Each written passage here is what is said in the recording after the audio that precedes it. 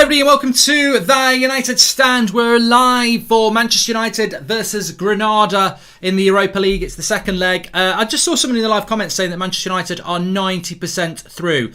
I don't know. I mean, look, I wouldn't go as high as 90. You know, I don't like 90%. I wouldn't go as live as big as that. But I think that we are in a very good position for the match tonight, and I think that we will get the result,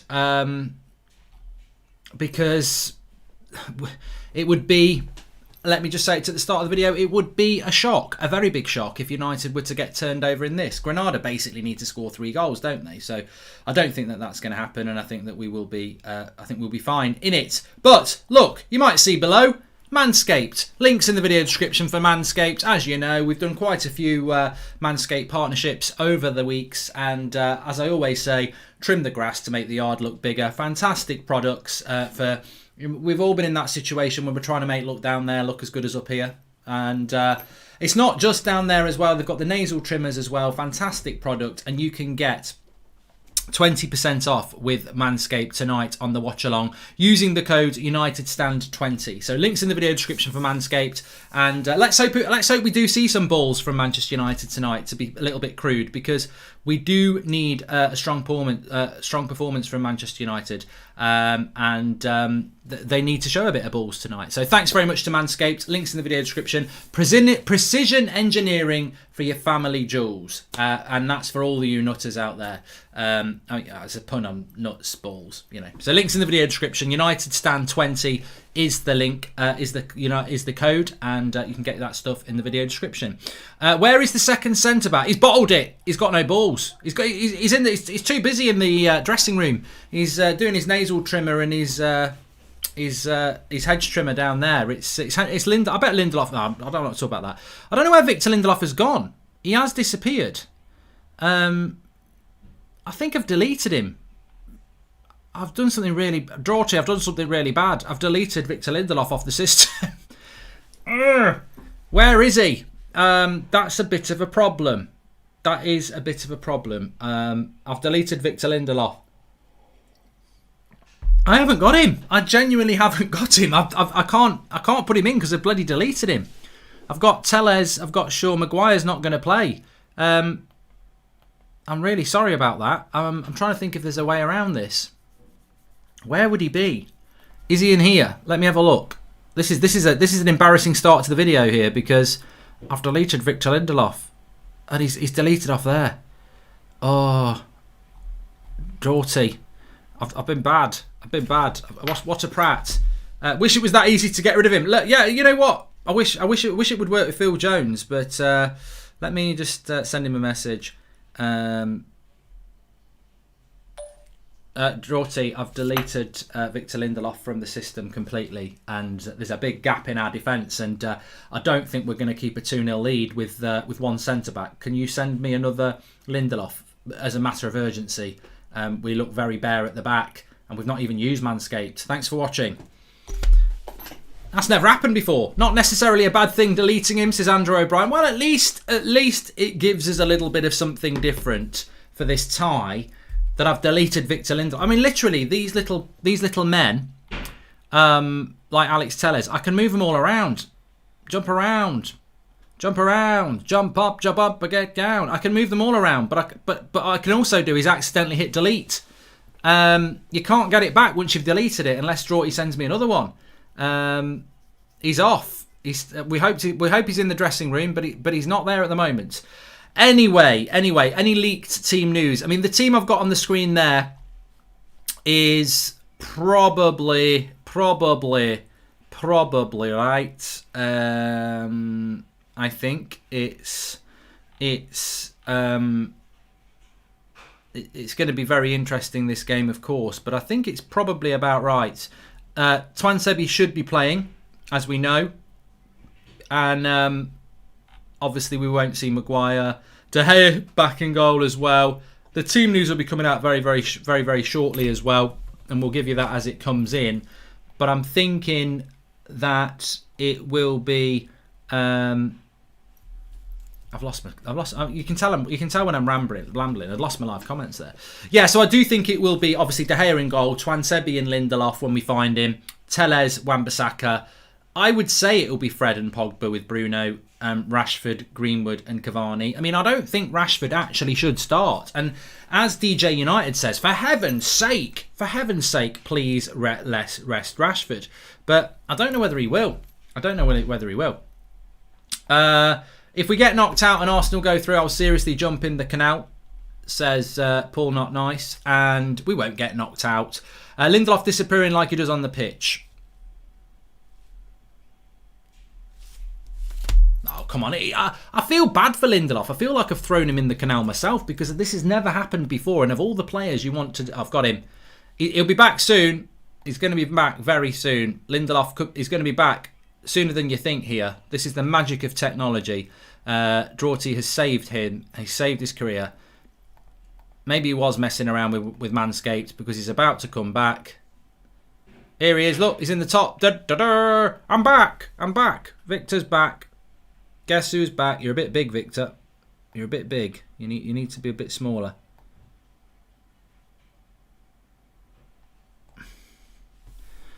You're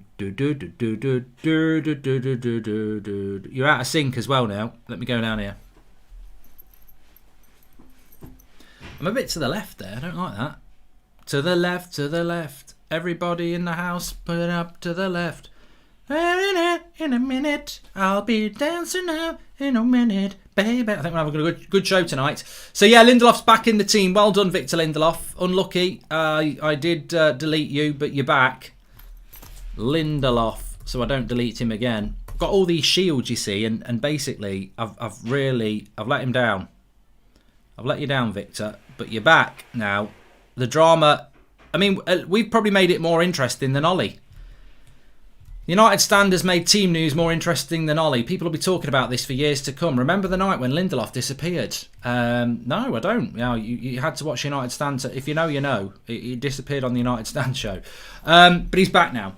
Okay, so Van der Beek is starting apparently. And Matthew Taylor, thanks for the super chat there. And to the left, Axel's on the right and Lindelof's on the left, says Gold Dagger. Matic in. There is a big... there is talk. Now, I just want to say this before the team news comes in, because I'm not 100% sure yet. But I just want to say this. If he does rest Bruno, I think it's a mistake. Because we're already missing Harry Maguire. We're already missing Luke Shaw. You know, we all talk about rotation and people are going... Oh, you can't make your mind up, Goldbridge. You're always talking about rotation. And then when he finally does rotation... you criticise him, but we're already having to rotate quite a lot because of no Maguire and Shaw, etc. So I do actually think that leaving a Pogba or a Bruno out tonight could be a mistake. But we will see. We'll see how it goes. Just seeing if there's any definitive team news coming in here. Hopefully Arsenal will go out. That would be funny. Yeah. But I've got nothing on Van der Beek starting. I don't know where this is coming from. Maybe somebody's getting the news here from somewhere. Marcus Rashford starts this evening.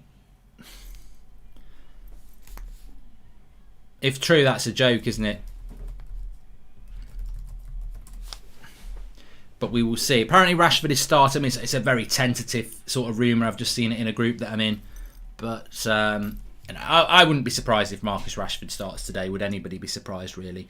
Captain Bruno, things you love to see, says Sean Burns. And free Bruno. If Bruno is rested, who would be captain, says Ewan Black. Pogba or De Gea. But I don't think he would give it to De Gea anymore because of... remember, De Gea had it and then he came out and was quite critical. So that might not happen. Start him, Ahmed, instead of Rashi. I do think we've got to be very careful in relation to how weak we do go in this game. We don't want to go too weak because we have got some players out. Rashford does need a rest. He shouldn't be part of the squad, I agree. But look, my worry with Rashford, as I've said many times, is that what if he, if he's not training the day before the game, That happened last week. It's happened this week.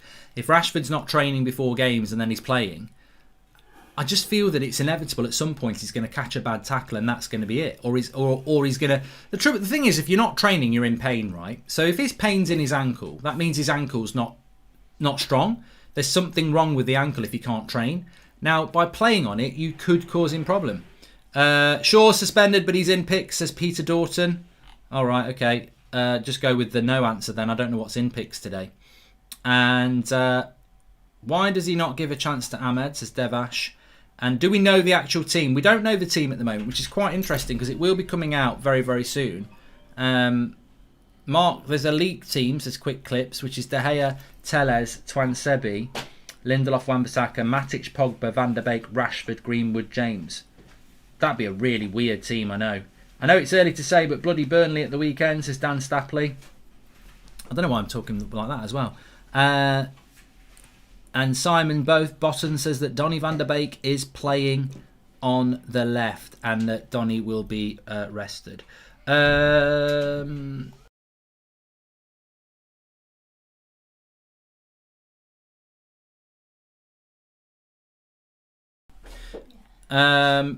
is starting. Mark Rashford is not starting and Van der Beek is starting, trust me. Well, there's a lot of things going on in the live comments around the team, but I'm brilliant and I normally get team news early. I don't really. Sometimes I do, sometimes I don't. I think sources are, like pigeons. Sometimes they're in the back garden, sometimes they're not. And I haven't got any pigeons in my back garden today, so I've got no news on the team. I actually prefer it when I don't. I've always said that. I actually prefer not getting a leaked team.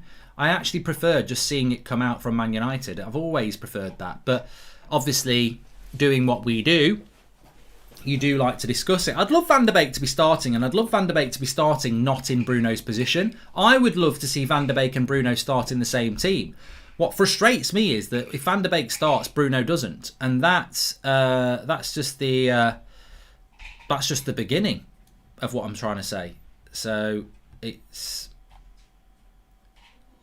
probably not how some people feel, but it's definitely how I feel today. Thank you very much. Zane's in the live comments. See you in the final. Arteta always beats Ollie. Come on, Arsenal. I'll love it. I'll tell you what, Zane.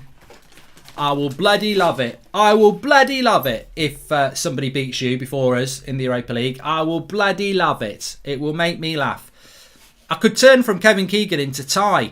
Oh, I'm deluded. I'm deluded, Robbie. I'm telling you, I'm deluded. That referee's given a goal. It shouldn't be a goal. He should be cleaning his house because I don't know anything about football. I'm deluded.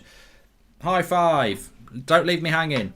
Who remembers when Ty was left hanging? Absolute unit, Mark. Thoughts on toast, butter and jam, and any updates on Varane going for a 2-0 win, says Conor Grogan. As I said this morning, Renate with a nice sticker there. As I said with Varane this morning, I don't believe it. Victor Meldrew, I do not believe it. I do not believe that we are in for Varane. As for jam on butter on toast, if it's good toast and it's good jam, it's jam on toast. It's lovely. No, I like Ty. He's brilliant. I do really like Ty. He's such a nice lad. I'm only joking. There's only one goat who wears headphones, and it ain't Kevin Keegan, and it ain't me. It's Ty. Hi, Mark. Favourite song for today? Do you know what he actually listens to, though? This is the truth. You know what Ty's listening to when he's walking along with his headphones on? People think it must be Talk Sport or BBC Sport Radio. I grabbed them off him once, put them on my head. Robbie had to hold him down because Robbie might not look bigger than Ty. But it took Robbie and DT to hold him down, and they were still struggling. They were bumping up in the air like on a bouncy castle. He was going mad. I put it on, and you know what was I was listening to? The greatest hits of the Spice Girls. All I could hear was "If you want to be my lover, you got to get with my friends." So next time you see Ty in his headphones, that's what he's listening to: Spice Girls. And God, don't ever try and take them off him. Robbie was nearly crying from the physical onslaught of Ty trying to get off him. It was unbelievable strength when someone takes his headphones. I was going to guess Spice Girls, says Steve Ivy. Yeah, not a bad club, not a bad club, but not a bad band. But as I said, Spice Girls were very popular, but their lyrics are not. They're not innocent as they everyone thought in the mid-90s. Well, you've got G-Lock MC who likes it. Easy V doesn't come for free. She's a real lady. What's that saying? And what's the one who something on her? She likes it on her face. I mean, what can they be talking about? What can they be talking about? Right. What are we talking about? How have we wandered into this conversation? The team is out. It's De Gea, Wan-Bissaka, Lindelof, Tuanzebe, Telles, Fred and Matic, James, Bruno, Van der Beek and Greenwood. I quite like that team. You know what? What a team. That is absolutely... What does Gary Barlow think? That's absolutely fantastic, Mark. That's absolutely fantastic. Absolutely incredible. Van der Beek and Donny. Van der Beek and Bruno starting. Yabba dabba doo. Love it. Absolutely love it. I'm happy with this team. I'm just tweeting it out and I'm going to change it on the screen for you now. Well, Lindelof is playing. Big shout out to Frederick Fieldvet who's put it out. You got to put it out, and he has put it out. So it's out anyway. De Gea, Lindelof. Oh no, Frederick. What's Frederick done? He's put the wrong... I've read the wrong tweet. I've read the wrong bloody tweet.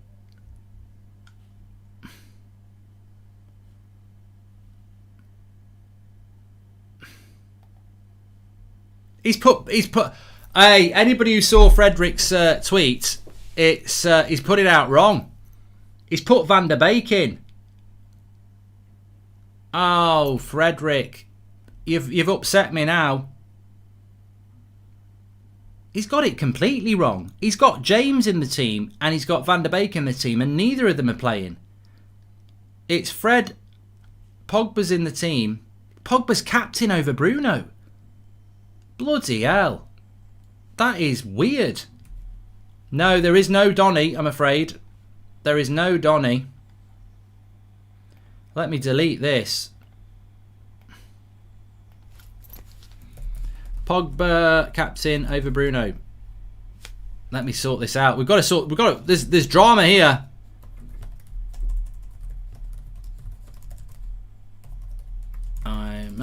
Maybe this is the thing to try and get him to stay at the club. Ollie, oh, so excited. From elation to disappointment there. I know Frederick, he will not have done that on purpose, but that is very, very disappointing. Very, very disappointing. I don't know what team news he was getting there, but that's popped the balloon. Ricky will be crying as well because it had Dan James starting. So no Ahmed, no Van der Beek. De Gea, Lindelof. Sorry, let me sort this team out. De Gea, Wan-Bissaka, Tuanzebe, Lindelof, Telles, Fred, Matic, Pogba, Greenwood, Bruno, Cavani. So that's the team. Let's get it on the screen. Oh, so disappointed. So disappointed. I mean, I'm not going to dig out the team that he's picked, but I'm just saying I really thought for a moment we were going to get the team that many of us would love to have seen tonight, but it's not to be. So I've just got to change this team. At least Rashford doesn't start. That's good news. He needs a rest. Matic comes into the team. So we've just got to move people around a little bit here. Paul Pogba, he'll go out to the left. You've got Greenwood, Cavani, and that's basically your team there. I've got it on the screen for you there. Back in here. That's the team. So De Gea in goal, Wan-Bissaka, Lindelof, Tuanzebe as the back two. You've got Telles, Matic and Fred with Bruno, Greenwood, Pogba and Cavani. It's a good team. It is a good team. That's not the team, says Vignesh. Yeah, it put out wrong. What the hell is he doing with Matic? Get huge win, comfortable without OAPFC, says Dan Stapley. At least Tuanzebe starts, says Oliver Hamo. It's you know what? It's a massive kick in the teeth for Bruno for Donny van. I suppose it's a bit of a kick in the teeth for Bruno Fernandes. We'll talk about that in a minute. But it's a massive kick in the teeth for Donny van der Beek. to not start again and seeing Nemanja Matic coming into the team. For Amad Diallo, I suppose, not to be involved is probably more understandable. But it's interesting. It's interesting. He seems to think that Pogba's a winger as well, doesn't he? Which is interesting. Comment here from Think Pogba is captain to make him sign a contract, says Victoria Lang. And nothing wrong with Pogba being captain. He can be just as much of a leader as Bruno. It's more disappointing that Van der Beek isn't starting, says ZD. Hopefully United have a better start than this live, says Nathan. On the Pogba being captain thing, look, I'd pick Bruno. I think Bruno's the proper leader of the team, but I don't like doing the Pogba-Bruno thing because I like Pogba and I like Bruno. So whoever's the captain, whatever. I mean, it's not going to stop Bruno being a leader on the pitch, is he? And I think him and Pogba are two of our best players.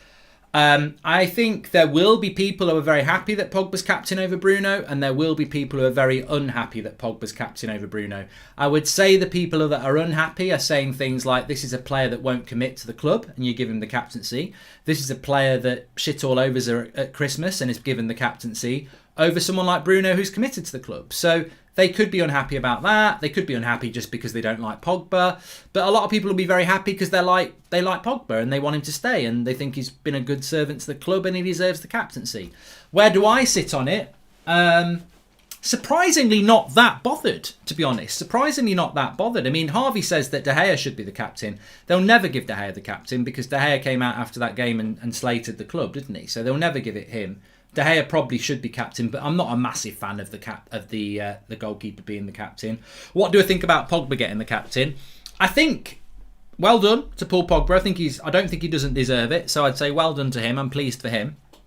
But what I would also say is it just demonstrates the weakness the United have in the board and within the leadership again, because this is a player who is openly saying to Manchester United, "I want to leave. I'm going to see what's available in the summer, but I want to leave, and I might run my contract down." So, and United are going, "Here's the captaincy, Paul. Please stay." But there's nothing wrong with that. It just shows you what I said a couple of weeks ago, that Mino Raiola is bigger than Manchester United. I hate to say that, but it's true. You've got a player who has the club in the palm of their hands, and the club are giving him the captaincy because they're weak. And that sounds wrong. Not because they're weak giving him the captaincy. I like the fact that Pogba's the captain. I think it might, the inconsistency of Pogba might disappear with the captaincy. And he's definitely a leader. But I think it's weak from the football club because this is a guy that hasn't committed his future and you're basically begging him. But to defend the club on that, what are they supposed to do? United without Pogba next season are such a weaker club. And if giving him the captaincy might get him to sign a contract, well, is that not a good thing? So I'm not bothered about Pogba having the captaincy. It doesn't make me irritated at all. I'm quite happy for him. And I think probably this is the club desperately trying to get him to sign a new contract. But if I said to you, the girl of your dreams doesn't want to marry you, but if you buy her a Ferrari, she might do it. Are you going to buy her a Ferrari if you've got the money? Man United have got the captain's armband. There you go. It might work. It might not. They're just trying everything because they're desperate. Pogba's more senior. He's won trophies with the club. I love Bruno and Pogba, but Pogba's understandable. Both better than Maguire as captain, says Ibrahim. Yeah, I agree with you, Ibrahim. I do not want this to turn into a Pogba-Bruno thing. That's anti-United. That doesn't help United. It shouldn't be about that. It should not be about that at all. Bruno is a good leader. He probably suggested it, says Nicky. I don't think Pogba and Bruno will give a shit who gets the captaincy. I don't think Pogba would have sat there tonight bumping his gums if Bruno had got it, and I don't think Bruno will sit there bumping his gums either. I think they respect each other. Class attracts class, doesn't it? So I don't think there'll be a problem there. So there shouldn't be a problem with us. Can you call Joe Ward a prat, please, for his birthday, says Alex Davies. You're a prat, Joe. Joe Ward, you're a prat. Pogmentary, aka the mockumentary of United, comes out next year. Looking forward to it. Hopefully it exposes United's board by my captain. Depends when he starts filming it, DK. He might not start. Has he started filming that? Some people are saying Pogba should not be captain. Some people are very happy about it. To me, I'm happy about it. It doesn't cause me any stress at all. It doesn't. I tell you what, the only thing that worries me about that team is I can't believe Donny isn't starting. It's a joke now, says Thomas T, and that's the only thing. Sit down, Zane. You're prat. Paul, not nice. It gets to a point really when you just wonder. It gets to a point I'm just going to tweet it as well. But it gets to a point with Donny van der Beek, when you really wonder why he's here. Half the team out for various reasons, and he still can't get in. That's the thing.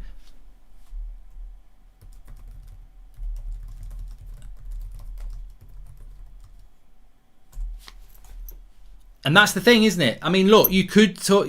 I think some people would say, well, Matic, what does it matter about Matic? Matic isn't the, you know, he can't play in the Matic position anyway. He's not a holding midfielder, etc., etc. And I suppose I probably agree with that. But my point is that my main point about Van der Beek is that Luke Shaw's out, Harry Maguire's out, Rashford's been rested, McTominay's not fit, Matic has come into the team. There is, if he wants, what I'm trying to say is, if he wants to pick Donny van der Beek, you find a way. You find a way. He never finds a way to get him into the team. Never finds a way to get Donny van der Beek into the team. And that, to me, is definitive. It is definitive. I don't get as angry about it as some of you do now, but it is, you know, all I can say is it's baffling. It's baffling how you spend £35 million on your biggest summer transfer and you never use them. It is baffling. Hi, Mark. Can you call Ross McLean a prat? Ross McLean, you're a prat. But also, let me just say, £35 million doesn't guarantee you any involvement. We've spent £70 million on 2 players in the last 8 months, and they never get any game time. Diallo's £35 million, and Van der Beek is £35 million. We never use them. And look, we can all say that they're there for the future, but when is this future going to happen? Like, at some point, you've got to start using them. Zane says Donny to Arsenal, he could be a Dutch legend like Dennis. Maybe Pogba is captain as a way to show that Maguire is not being replaced as captain, says Brad Day. I don't know. And also, do you think Ollie has been spiteful with Van der Beek for not getting his transfer target? If that is the case, the fans should be worried, says Michael. I don't know. I mean, I don't want to turn this into anything other than I'm baffled by the use of Donny van der Beek. It doesn't make me think Ollie's a wally. It doesn't make me think that he needs to be sacked. It's nothing that severe. I'm just very baffled by it. And I don't get why you spend money on a player and never ever use them. I mean, look, to be honest with you, Matic has been absolutely shit this season. And yet here he is starting for United again. Every time I've seen Van der Beek play, he's done something. And he just can't start games of football. You could give Fred a rest for Donny, says Thomas T. Well, let's not forget that Rashford's not starting. McTominay's not starting. There's 2 players that are not playing today and still Van der Beek can't get in. Bruno's a natural leader with or without the armband. Potential benefit of Pogba having the armband outweigh the little or no impact to Bruno. Leaders lead. I think that's a great point by Brian Trainer. I really do think that's a good point, by the way. Thank you for the super chats that are coming in. Please subscribe, by the way. Bottom right-hand corner. We're trying to get up to 117,000 today. So thanks, everyone, for tuning in. Bottom right-hand corner to subscribe. Lots of chats going on. Please talk about what? Please talk about some of the youngsters on the bench, says Brandon Wiley. Well, to be honest, mate, in relation to the youngsters on the bench, they won't get used. I mean, I've got nothing to say about the youngsters on the bench. It's great that they're on the bench, and it's a great experience for them, but he ain't going to use them. He's not going to bring youngsters on the bench in any situation, is he? Unless we're winning 3-0, he might give them 20 minutes, but he ain't going to use them. They're there to fill up spots. Have we got 2 goalkeepers on the bench again? I mean, who puts 2 goalkeepers on the bench? So we're using these players to fill up spots. It's great experience for them, but I don't think we're going to use them. And people can say that's cynical, but we're not using Van der Beek and we're not using Diallo, so why would we use Show Retire or Fish or someone like that? Mark, what's a better film, Free Willy or Free Donny, says Amy Assey. Yeah, funny. Maybe they've already decided to sell Van der Beek, per Eric Klassen. It'd be a disgrace, absolute disgrace if you buy a player and then you don't use them and you let them go within a year. Do you think Donny will leave United soon, says Incred? I think he's got to ask a very, very big question. He's got to ask a very, very big question. Why am I here? Why am I here? I mean, we all ask that question a lot, don't we? But why am I here? It's not rant time. It's more like, why is Donny van der Beek at Manchester United? You never, ever, ever, ever give him any chance to start games. And when you do play him, he plays very, very well. So that's surely not the lineup. That's way too strong, says Aaron Murphy. I don't think that's a strong lineup. I don't think that's too strong. We're 2-0 up against Granada. They're going to come and have a go. And we can't be too lax. I think that's a team to go and win. And I'm going to stick with 2-0 to Manchester United. I've never heard of him. Is he one to watch out from? What you know, says Jason Watkin in relation to Fish. I don't know. I watch a bit of the youth. I don't watch it in depth as some. Really, I don't know whether he's really considered to be one for the future. I know he's a centre back. Obviously, Mengi's on loan at the moment, so that's probably why he's in there. Really. What happened to Luke Shaw, says Smoko? Luke Shaw is suspended for this game. The team news is out, Aditya, and the team news is that one on the screen. Swap deal for Donny and Dortmund, says Joe Wiggett. And we can't underestimate Granada. Good lineup for me, says James Barker. No, I agree with you, James. I don't think we can be underestimating Granada tonight. I think that they're going to come and have a go. They were probably... It was quite an equal game last week, actually, wasn't it? I know we scored a penalty and we scored that goal that went over the top, but they were not, we were not dominant in that game. So I think that they will fancy their chances to a certain extent, and we've got to be a little bit careful of that. The team news for Granada, if you want to know it, is Kennedy does start for them, as does Soldado. Pretty much similar to teams of last week, really. I don't know much about them, but I do know that Kennedy and Soldado are players that many of you will know, and they do start for them. Herrera starts for them, but it's not Ander.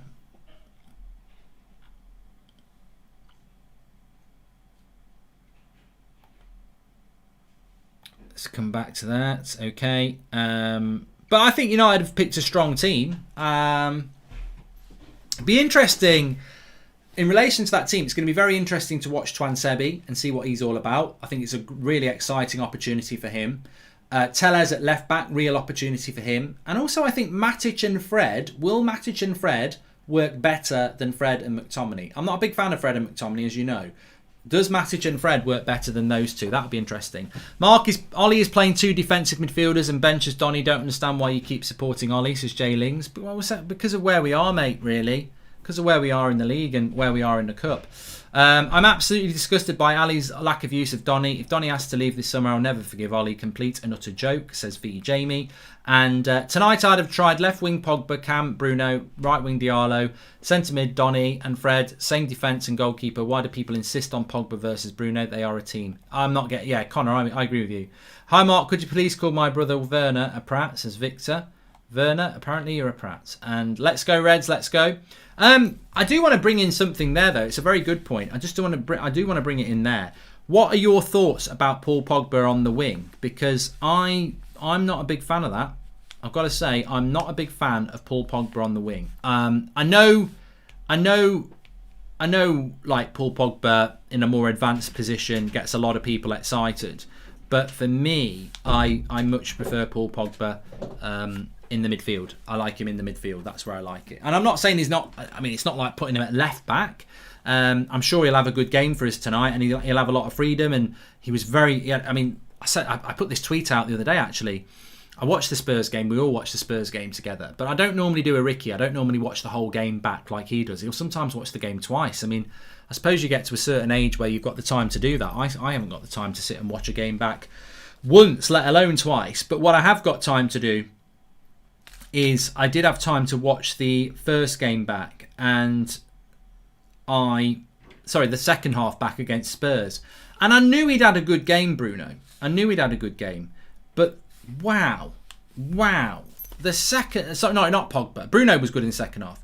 But the second half from Paul Pogba was absolutely brilliant. And I've got to say that I thought he was absolutely fantastic. And that was in a more advanced position. So, look, I'm not saying that Paul Pogba off the wing or in a more advanced position is a bad thing. It's definitely not. But I do prefer him more centrally. I think he can make more things happen. Hugh Jass says that we're playing a diamond mark. We're not. And the name is stupid. Can't wait for fans back in the games next season. If he still plays McFred and crap football, the fans will finally force him to start Donny for once, says Gabriel Noel. I think the thing, Gabrielle, as well, is that, and we're all in this situation, I think we all want Manchester United to play the Manchester United way. And I think we all want, deep down, some of us more public than others, I think we all really want Solskjaer to succeed. I just think there's always a level of disappointment with him. And I think tonight, again, it's that team, isn't it? It's nothing wrong with that team. It's a good team. There's a lot of things going on in that team that's exciting. You know, even resting Marcus Rashford is a good thing to do. But it's that bafflement again of what the bloody hell does Donny van der Beek have to do? We were, you know, the thing, people say, oh, it's an obsession the way some fans go on about Donny van der Beek. But it's a little bit like getting a Christmas present and then not being able to use that Christmas present. And I think that's what it's like with Donny van der Beek. We've got a Christmas present last summer and we were all very excited by it. And we were. I think everybody was really excited about Van der Beek coming to Manchester United. And then it's like getting a Christmas present and never being allowed to unwrap it. Like, we never use it. So I think if it was Dan James and we'd bought him from Swansea and he never got used, I think people would be like, well, it's a bit of a waste. But I think with Donny van der Beek, it's like we got this present and we never use it. Do you think next season we could see a 4-2-2-2 with Bruno and Lingard wide cam and Rashi and Mason through the middle, says Rifty. Never say never. Pogba on the wing. Pogba isn't a pivot player, best on the left of a three, says David O'Donnell. Seem to recall him winning a World Cup as a pivot, David, but, you know, let's disagree on that one. Pogba on the wing shows why we need at least one creative player in the wings to feed passes into Mason and for Rashford's runs. There's nothing wrong with playing Pogba on the wing. I mean, look, Bernardo Silva plays off the wing. He's not a natural winger, is he? Hi, Mark. Do you think... Well, I say that. Most of his career he's been playing off the wing, but you know what I mean? He's not like a Beta man and skip. He's a creative. He's a little bit like what we tried to do with Mata. Do you think Pogba's injury risk is less on the wing? I don't love him on the wing either, but just thought it might be easier on his body. Good point, Jordan. Could be. I think there is something wrong with this team. We finally have a quick centre-back. Why are we still putting out bubble wrap? Pogba, Fred, CDM and Donny van der Beek on the left. What a great point that is by Gabriel Noel. We've got a quick centre-back and we're still playing 2 CDMs. So I'm going to make a point of that. Twan Sabi equals 2 CDMs. But can I just say as well, I've got to say this because I don't want to be a hypocrite. Big Steve says, not having this slander of Ollie mistreating Donny, it's his first season here. And when he has played, he hasn't shown he's any better than what we have. Bullshit, Big. I don't care how big you are, Steve. We're doing this by internet, so it doesn't really matter how big you are. Shut up, Big Steve. I'm fed up of you and your Big Steve nonsense. Donny van der Beek. Where I'm going to come at you there, Donny, is Big Steve, is that Donny has played really well every time he's played. So I'm not having that. I'm not having people rewriting history that, oh, you know what, Donny's been shit when he's played, so why should he start? He hasn't been shit when he's played. He's played well every time I've seen him. I am happy to see Twan Sebi back, though Donny's omission has ruined it, says Akil. And do you know Hans George from Bearsby Babes Norge, says Josh Stein. No, I don't. Should I? Donny needs to leave. Well, we've said what we need to say about Donny, I think. Matic Fred against Newcastle in February was great, but hasn't worked since then. Donny on in the 60th, hopefully, says Marco. And he hasn't had a run of games as well, which I think is the big point. Has anyone checked on Big Steve? Taken a knock to the head, apparently, says Dale. He's probably very Big Steve. Have mercy on Big Steve, says Danny. I'm sure if I saw Big Steve in the street, I'd probably be a little bit nicer. But because it's on the internet, I can be a bit brave.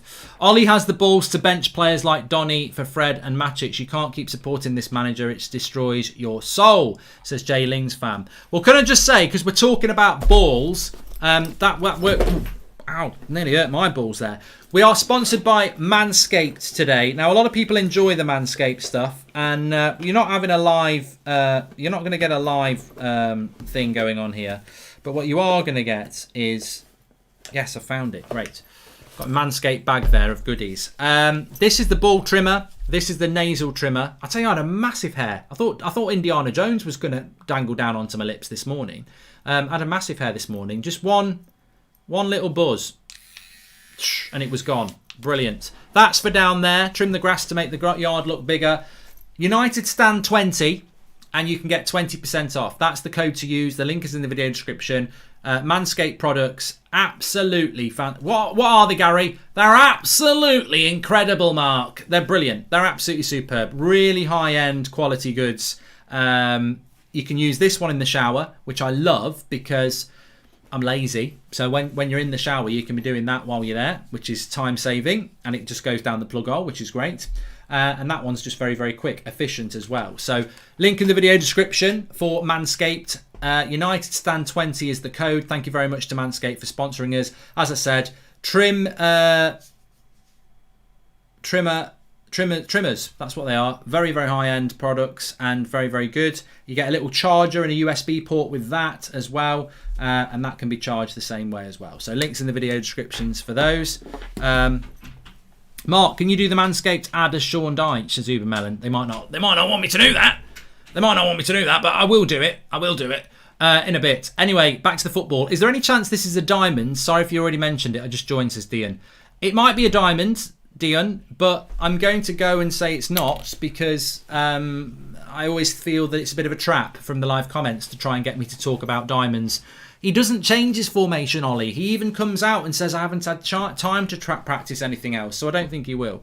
Predict the substitutions, Mark, says Ewan Black. Depends on the score, Ewan, really. It'll be Rashford if we're losing. Which team is going to have the biggest transfer with this window this summer, says Gary. I'd go with Chelsea again. Do you know who Candice is, says Adam? No. And can you call my mate Harold a Pratt, says Martin Halderson Tvelt. Harold, you're a Pratt. There you go. Let me just remove somebody there. If you don't bring anything to the conversation, you'll just be removed. That's a nice way. That's actually quite nice, isn't it? I'm going to do that from now on. If you're not bringing anything to the conversation, you'll just be removed. Mark, it's Diamond, Mason and Cavani up top. Look at the app flasher scores. Oh my God. Yeah, you know, you're the prime example. Off you go. Thank you very much for your super chat. He's played well, but it has been really enough. Has it been really enough to warrant dropping Bruno or Pogba? We bought Tellez, who barely played. Where's the outrage there? Says Big Steve. He's back. He's back. Look, Big Steve. Stop blocking the sun and making me feel cold and sit down. What have I said, Big Steve? Countless times.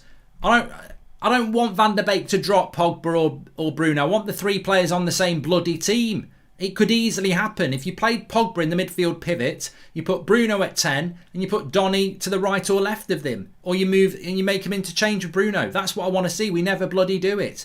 Axel could have had a worldie of a game and still won't ever be selected once Maguire and Bay is back. Well, we know that, Jack. I hope he does have a good game. Mark, how does Ollie use Manscaped as he doesn't have the balls to play attacking football? We've known United to be for... Well, this is why we're sponsored by Manscaped tonight. We want to see some balls in relation to the football team. Would you rather have a current world-class CDM for 60 million or a future world-class CDM for 100 million? Invest right now or in the future? Name me... What? Well, there is... You'll get a top-class CDM for 60 million anyway, and I can't think of a world-class one for 100, so I don't think we'd have to do that clash, really. On the topic of Donny, is it me or does it seem that nobody passes him the ball when he plays? Hopefully next year will be his year, says Rusto. Important if Ollie doesn't do substitute. What the fuck is he doing here at Man United? Also, first manager to play Pogba on the win. Ollie tells you spite about Ollie, says Jayling's fam. I have an irrational concern that Bruno's crazy passes that often fail will be met with groans from fans in Old Trafford, potentially knocking confidence, says Callum. There are fans out there that don't rate Bruno, as amazing as it may sound to you. Thing with Donny is he's basically been excluded from the team since the first few weeks. He's hardly had a chance to prove anything good or bad. It's baffling, says Robbo FM. And I think baffling is the word, Robbo. You know, I've gone past being angry about it. I think I was angry before Christmas. Now I just expect it. I hope Ollie will identify a role for Van der Beek next season. He constantly gives excuses about not having pre-season, which is going to get this summer. Let's see, says Akil. Our two most expensive signings can't get a game in. Send this clueless Norwegian Allardyce back to Norway, says Vignesh. And welcome to the Members Club, Mick. Thank you very much for joining there. I mean, the interesting thing is, imagine if Jesse Lingard comes back to United. That's Donny van der Beek further down the pecking order. Because if you've got to try and get Lingard in the team as well, or give Lingard minutes, it's even less minutes for Donny. I would absolutely love it if Big Steve is an 8-year-old, says DC. That sounds wrong. DC. that sounds really wrong. Let's move on. I would absolutely... Yeah, I'm not reading that one again. I don't see how it would be a diamond because Fred is not an attacking midfielder or even a box-to-box midfielder, is he? It'll be a 4-2-3-1, guarantee it. Welcome to the Members Club, Sumia. Thank you very much for that. I did see something today about, again, Man United's priority being a striker. I mean, all I would say about that is that if Manchester United's priority is a striker, to spend a lot of money on as a striker, then I would ask big questions about what's going on at that football club, because I don't understand how they can see that a striker is more of a priority than other gaping holes in that team. But we'll have to just wait and see. I'm not going to get judgmental about transfer plans when we don't even know what they are, really. Joseph Tyrrell, thanks for the super chat. Well, with Twansebi playing, is this the end for Bailly at the club? He's not able to play, Darson. You could almost say, is it the end of Harry Maguire? Well, he's suspended and Eric Bailly is not fit. If Eric Bailly was fit, he would play and Twansebi wouldn't. We all know that. Mark, Donny for Sancho plus 40, Pogba for Varane or Lingard for Rice plus 50. Is that a successful summer for you? It's under $1 million, says Jammer. Mate, I know we're playing like it's FIFA here, but can I just say, on a level, if we did Donny van de Beek plus 40 million for Sancho to Dortmund, I'd be disgusted. Even though the deal's a good deal, I'd be disgusted because I'd be like, Donny, we never knew you. Like, I don't mind players leaving United like Memphis Depay or other players who have had chances and it just doesn't work out. But if we let Donny van de Beek go in the summer, we've never given him a fair crack of the whip. It would make me want to vomit. I've seen players come to United that I thought were going to be successful and it's not worked out, and it's very, very sad. But to let Donny van de Beek go when every time I've seen him, he's offered something, and he's clearly a player that needs game time and a chance, that would be disgraceful. So I don't want to see Van de Beek part of some swap deal. And I'm sure loads of United fans would go, oh, that's good business. But for me, it's like, how's it good business when you buy a player of quality and you don't give them a chance? So I wouldn't be happy about that. Looks like we will get against Roma in the semi. Do you know the level of Roma compared to Milan, says Per Eric Klassen? They've not kicked off, have they? They've not kicked off, I don't think. Let me have a quick look. I think everyone's kicking off at the same time, aren't they? Let's have a look. Yeah, everyone's kicking off at the same time. 2-1, yeah, so it does look like being Roma. I'm scared if we buy a striker, then we'll force Greenwood to play out of position for years like we did with Rumi, says Clash with Yak, sorry. Manchester United formation is 4-1-2-1-2, says Jay Perryman. I'll believe it when I see it. This is a clear indication Donny wasn't Ollie's first or maybe even second choice last summer. Ollie wanted Grealish. 100% Firo. I think we all know that. Do you think Donny's treatment would affect future business with Ajax and Van der Sar? No. Football, money talks, Manu, dude. And Bernie Wallace, thank you for joining the Members Club. Really appreciate that. Please smash a like on the video, by the way. Let's see if we can get to 3,000 likes before kickoff. And make sure you subscribe, bottom right-hand corner. You're very welcome on the channel, The United Stand. We're live every night at 8 o'clock, every morning with the news show at 10 a.m. We've got previews, press conference reaction. That'll be tomorrow lunchtime as well. Constant interactive content on The United Stand. Greenwood masterclass incoming, says Ben. Eli, well, look, I think we will win. I think we'll win this game. I don't think we need to moan about the team. I think we will win. I think that team's got a lot of attacking talent in it. It's whether we can transition from the back six to the front four, because that front four of Pogba, Greenwood, Bruno and Cavani is exciting. You know, I think Marcus Rashford's one of our best players, but does this not show a little bit of depth for once? You know, Martial's injured, Rashford's on the bench, and you still look at that front four and you go, oi, oi, I'll have a bit of that. So, yeah, I'm quite excited to see what we can do in that sense. Loved your video from earlier today. We don't need a striker. There are more important sports to fill. Haaland is a service striker for sure, says Vignesh. Yeah, that's what I mean when I talk about that, though. It's that there seems to be a naivety with United that they think that buying a striker will just turn us into a world-class team. I mean, look at the team. It's there. You put Haaland into that team. Is it any better than having... I mean, that's the best question of all, isn't it? We've got a couple of minutes on this. Goldbridge is an icon, says Gareth Jones. Thank you. I don't think I am, but thanks for the super chat, is what I meant to say. Look at that team on the left. Take Cavani out, put Kane in. Take Cavani out, put Haaland in. Does it make us capable of catching Man City? No. No, it doesn't. Do I think Kane and Haaland are better than Cavani? Yes. Do I think that Kane or Haaland up front instead of Cavani makes us any better in the league. No, I don't. You're just putting a very, it's like the fairy on top of the Christmas tree. You're just putting a more attractive fairy there. If the lights don't work, it's going to look shit. And that's what I feel about the striker. And that's what I feel about the obsession of a striker. We need to get a striker into this football club. We don't need to get a striker into this football club. We need to get a team going at Manchester United. That is what we need to do. Mark, do you think Ollie is in tears at the thought of Maguire not starting a game? Ian McElroy. I heard he was sitting on his knee for the game, Ollie. I'm only joking. When Ollie talks to McKenna, we play better football. When he talks to Phelan Carrot, we play boring football, says Red Baron. I've never noticed that. Love the videos, Mark. Sitting here with COVID, feeling awful. Hoping the boys will get the win today. Darsum. Mate, we've had it over the last couple of weeks within our household, so I know what it's like. It's a bloody nightmare. Just get plenty of rest and take your time. And you'll be fine, mate. So wishing you all the best on that one.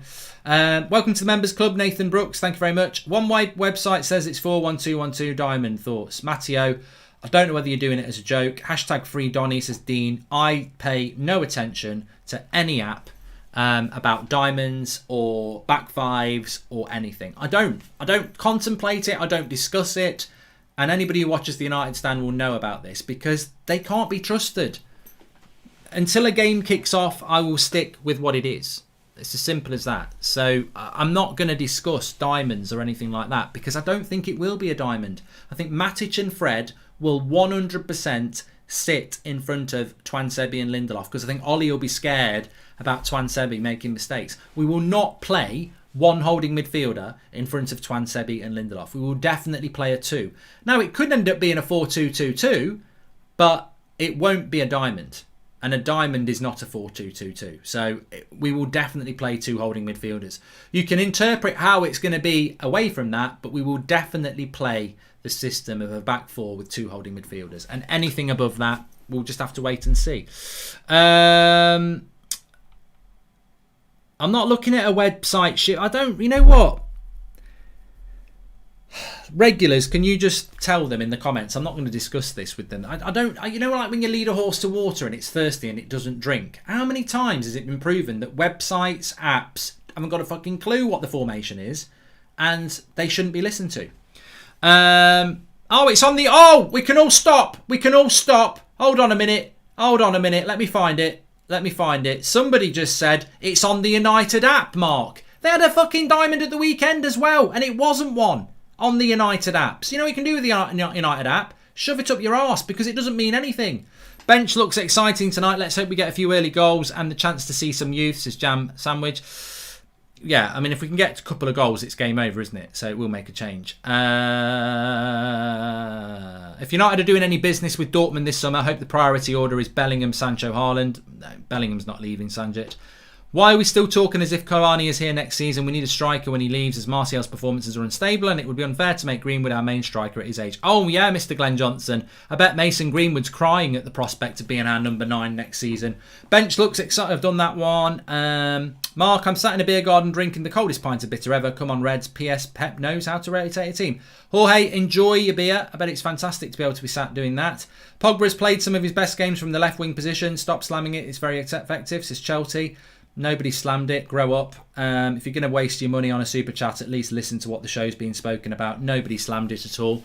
I said I prefer him centrally. I never said he was bad on the left wing. Instead, I actually said he's very, very effective from there. Mason is well capable. Just need a top-notch right winger, says Samson Jack. And Mark, probably the wrong time, but if you could take Herrera back at United, would you do it? No. No, quick clips. We never should have let him go. But I wouldn't take him now. You've got to move on, haven't you? Greenwood can play at number 9, says Louise O'Donoghue. Mark, Hendo plus 40 million for Sancho. J-Lings 30 million for... I'm not doing any of them either. Mark, the reason I'm not going to do any of those is because I can do them as well. And they're all very effective. But I'm not in charge. You're not in charge. And we do it every summer. We go 50 million for him, 20 million for him, sell him for 30, get him for 50, job done. You know, we can all come up with competent patterns of that aren't really... It's not like we're saying get Haaland, Sancho, Rice and sell nobody. Like we can all come up with really good deals. but we may as well be pissing in the wind because United, we're not in charge. Thing is, mate, with Donny, I'd rather set him free for some gains than watch him rot on the bench. We all want Pogba to stay, but if he does, Donny has to go, says Jamar. I disagree with that, Jamar. I never thought that Van der Beek was brought in as part of a Pogba thing. I always felt that... Look, my explanation on Donny is quite measured and relaxed. If Donny van der Beek if Pep Guardiola was in charge of Manchester United, he would find a way to play Bruno, Pogba and Van der Beek because he wants to play football. And if you've got those three players playing together, you've got a really exciting trio to create things for your striker. He would find a way to play them. And I know how you play them. And I think you know how you play all three of them. So I don't see why Van der Beek has to leave if Pogba leaves. And also, can I just say this as well? Well, I will say it. Pogba has played some of his best game. I've read that one already. And Mark, I think we need to go for Grealish and try to sell Pogba in a good price. There's some yeah. Also, if you're saying that you need to sell Van der Beek if Pogba stays, well, I think we're all in agreement that Pogba and Bruno start. So if Van der Beek is the bench option, why would you sell the bench option? Because then Pogba gets injured again, and who's going to play? Is this not... Either way you look at it, it has to be bad management because either, like I say, I think Pep would play all three. We don't do that. And if you don't want to play all three, then Van der Beek is the player, a bit like Raheem Sterling and Mahrez. They don't both start at the same time unless one's on the winger and one's on the other. But if Bernardo Silva starts, they don't play Sterling and Mahrez. One of them's on the bench, but they get a lot of game time. And is that's my point. Even if you don't want to play Van der Beek, Pogba and Bruno, you've got Van der Beek on the bench. But you've got to keep him happy on the bench. You've got to trust him to play him for half an hour or start him in a game against Burnley or something like that. That's what Pep does well as well. Is that I think he would start all three. But even if he didn't start all three, he would make sure that the other player gets lots of game time as well. The Donny issue is why we will never have a good bench, as any good player will know that he won't get game time, says Jay. And I think that's spot on, and that's the problem, is that we seem incapable of keeping our bench happy. Like Matic is this first time Matic has played in ages. Telles doesn't really play. Twansebi's not played at all. Brandon Williams doesn't play. Van der Beek doesn't play. Diallo don't play. They get 5-10 minutes every now and again. The overuse of our main core of 13-14 players is so much that the bench don't get used. But then you look at a Man City or a Liverpool or a Spurs, they do use their bench and they do rotate quite a lot. I'd love to see Pogba, Fernandes and Van der Beek on the right with Cavani up top. I think we would see better football, says Ray Lynch. Well, if you look at that team on the right there, I would love to see Pogba come into where Matic is and then Greenwood, put Van der Beek where Greenwood is. Or just take Fred out of the team, put Pogba where Fred is, and then put Van der Beek where Pogba is. It doesn't matter which side, because I think Donny as an inverted player could work quite well as well. The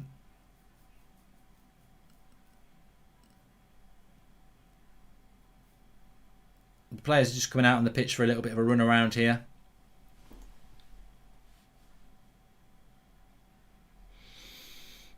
Ollie's just walking out with his notepad. Oh, I just saw my face. He's watching the United stand. Hello, Ollie. Everyone's talking positively. You're doing a great job. Hi, Mark. Do you think the awful last summer will put the board's head in gear for this summer? I hope so, Joe. I hope so. Are Donny and Jesse both examples of how Ollie misuses talent? Jesse wouldn't be in this form if he stayed. Hey, mate. Jesse Lingard, spot on. Absolutely spot on. Getting the loan move and look at what he's done. If he'd stayed at United, it'd be like Van der Beek. He wouldn't have any game time. So well done to Jesse for getting out. Pogba deep, Van der Beek, Bruno and Rashford behind Greenwood would be great to see in the future. Bruno and Donny would have the intellect to change position and drag defenders out of position, says Muzzy Lions. I think our coaches don't have an ideal play style. Carrick, Field and McKellar seem like they all want to play a different style. At City, all the coaches are on the same page, says Red Baron. It worries me what kind of player Ollie will bring in during the summer when he won't play Donny or Ahmed, says Paul Heighton. Also, how does Ollie expect to get transfer targets when he doesn't use the players that have been bought, says Pratosaurus Rex. See, I don't think that's a major issue, but a few people have said that. Diallo and Donny van der Beek combine to nearly £70 million and they don't get used. So if you were a board member, we've got a bad board, but even if you were a board member like Chelsea, you might say, Why should I give you more players when you don't use the ones I've got you? So refreshing to hear Owen Hargreaves on BT saying our midfield, defence and wide position are more important than 120 million striker, says DC. And thank you very much for the super chat, Barham, there. Appreciate that. Thanks everyone for tuning in. Please smash a like on the video, by the way, and subscribe bottom right hand corner. Remember, we are sponsored by Manscaped today. Look after your jewels. They will do that. Trim the grass to make the yard look bigger with that. Waterproof as well. Manscaped hedge trimmer for down there, as I call it. Well, it's not really. It's look after your balls, isn't it? And that's for your nose. So links in the video description. United Stand 20 is the code. Really good products. I tell you what, some people might get embarrassed by it, but I guarantee you, if you get them, you'll never look back. You'll look down a lot, but you'll never look back. And they are fantastic. So links in the video description. Thank you very much to Manscaped for sponsoring the watch along today. Let's hope we see some balls from United in relation to the performance. Very, very important that we go out and get a result. Not that we go out. Bloody hell. Imagine if we went out. I don't think I could deal with that. I don't think that I could deal with that at all. I don't think it will happen. And that's something I haven't said yet, that I really, really, really, really, really, really do want to say this. The match today has to be managed. I know we want to go out there and play swashbuckling football, but at the end of the day, we have to be a little bit defensive savvy, because if they score first, it's nerves. It's nervous, isn't it? So we have got to be careful. If we get Varane, he could arguably be our most important signing in a long time. Varane, Ings and Sancho, and that's a proper team, says Teddy. Still not got a CDM though, Teddy. The fact we need a world-class centre-back shows that Maguire's signing was a mistake. He's a solid centre-back, but I don't rate him at the level for United, says Mario. Ollie's the first manager to play Pogba on the wing. Tells you a lot about Ollie, says J Links fan. Well, a lot of people seem to think he's played up. Chelsea was saying he's played off the wing loads. I disagree with that. I don't think he has played off the wing loads. But I do like Pogba on the wing. I think this is just a case of, do you want sugar in your tea? Because I don't think there's any problem with playing Pogba off the left. I just think he's better in midfield. And the reason I think he's better in the midfield is because on the wing you don't necessarily see a lot of a player. But when you're playing centrally, you're the conductor, aren't you? So that, to me, is why I want to see him playing there. I'm just going to try and get Flex on the screen here. I can hear him in my ear, but you lot won't. Cool. Let me go with that. Okay. Browser. Will it load? No. Why is that not doing that then? Yeah, I have. Try again.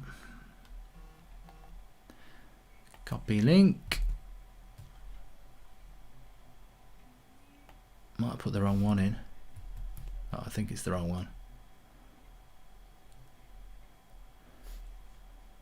No, it's still not connecting.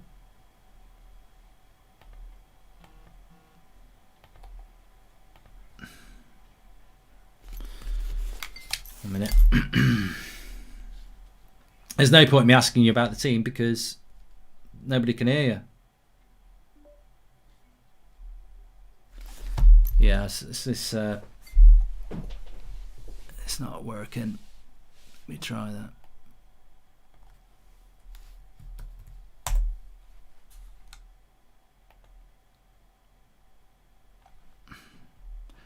Oh, this is weird. I'm copying your link. And it's not coming in. Copy link address. Browser.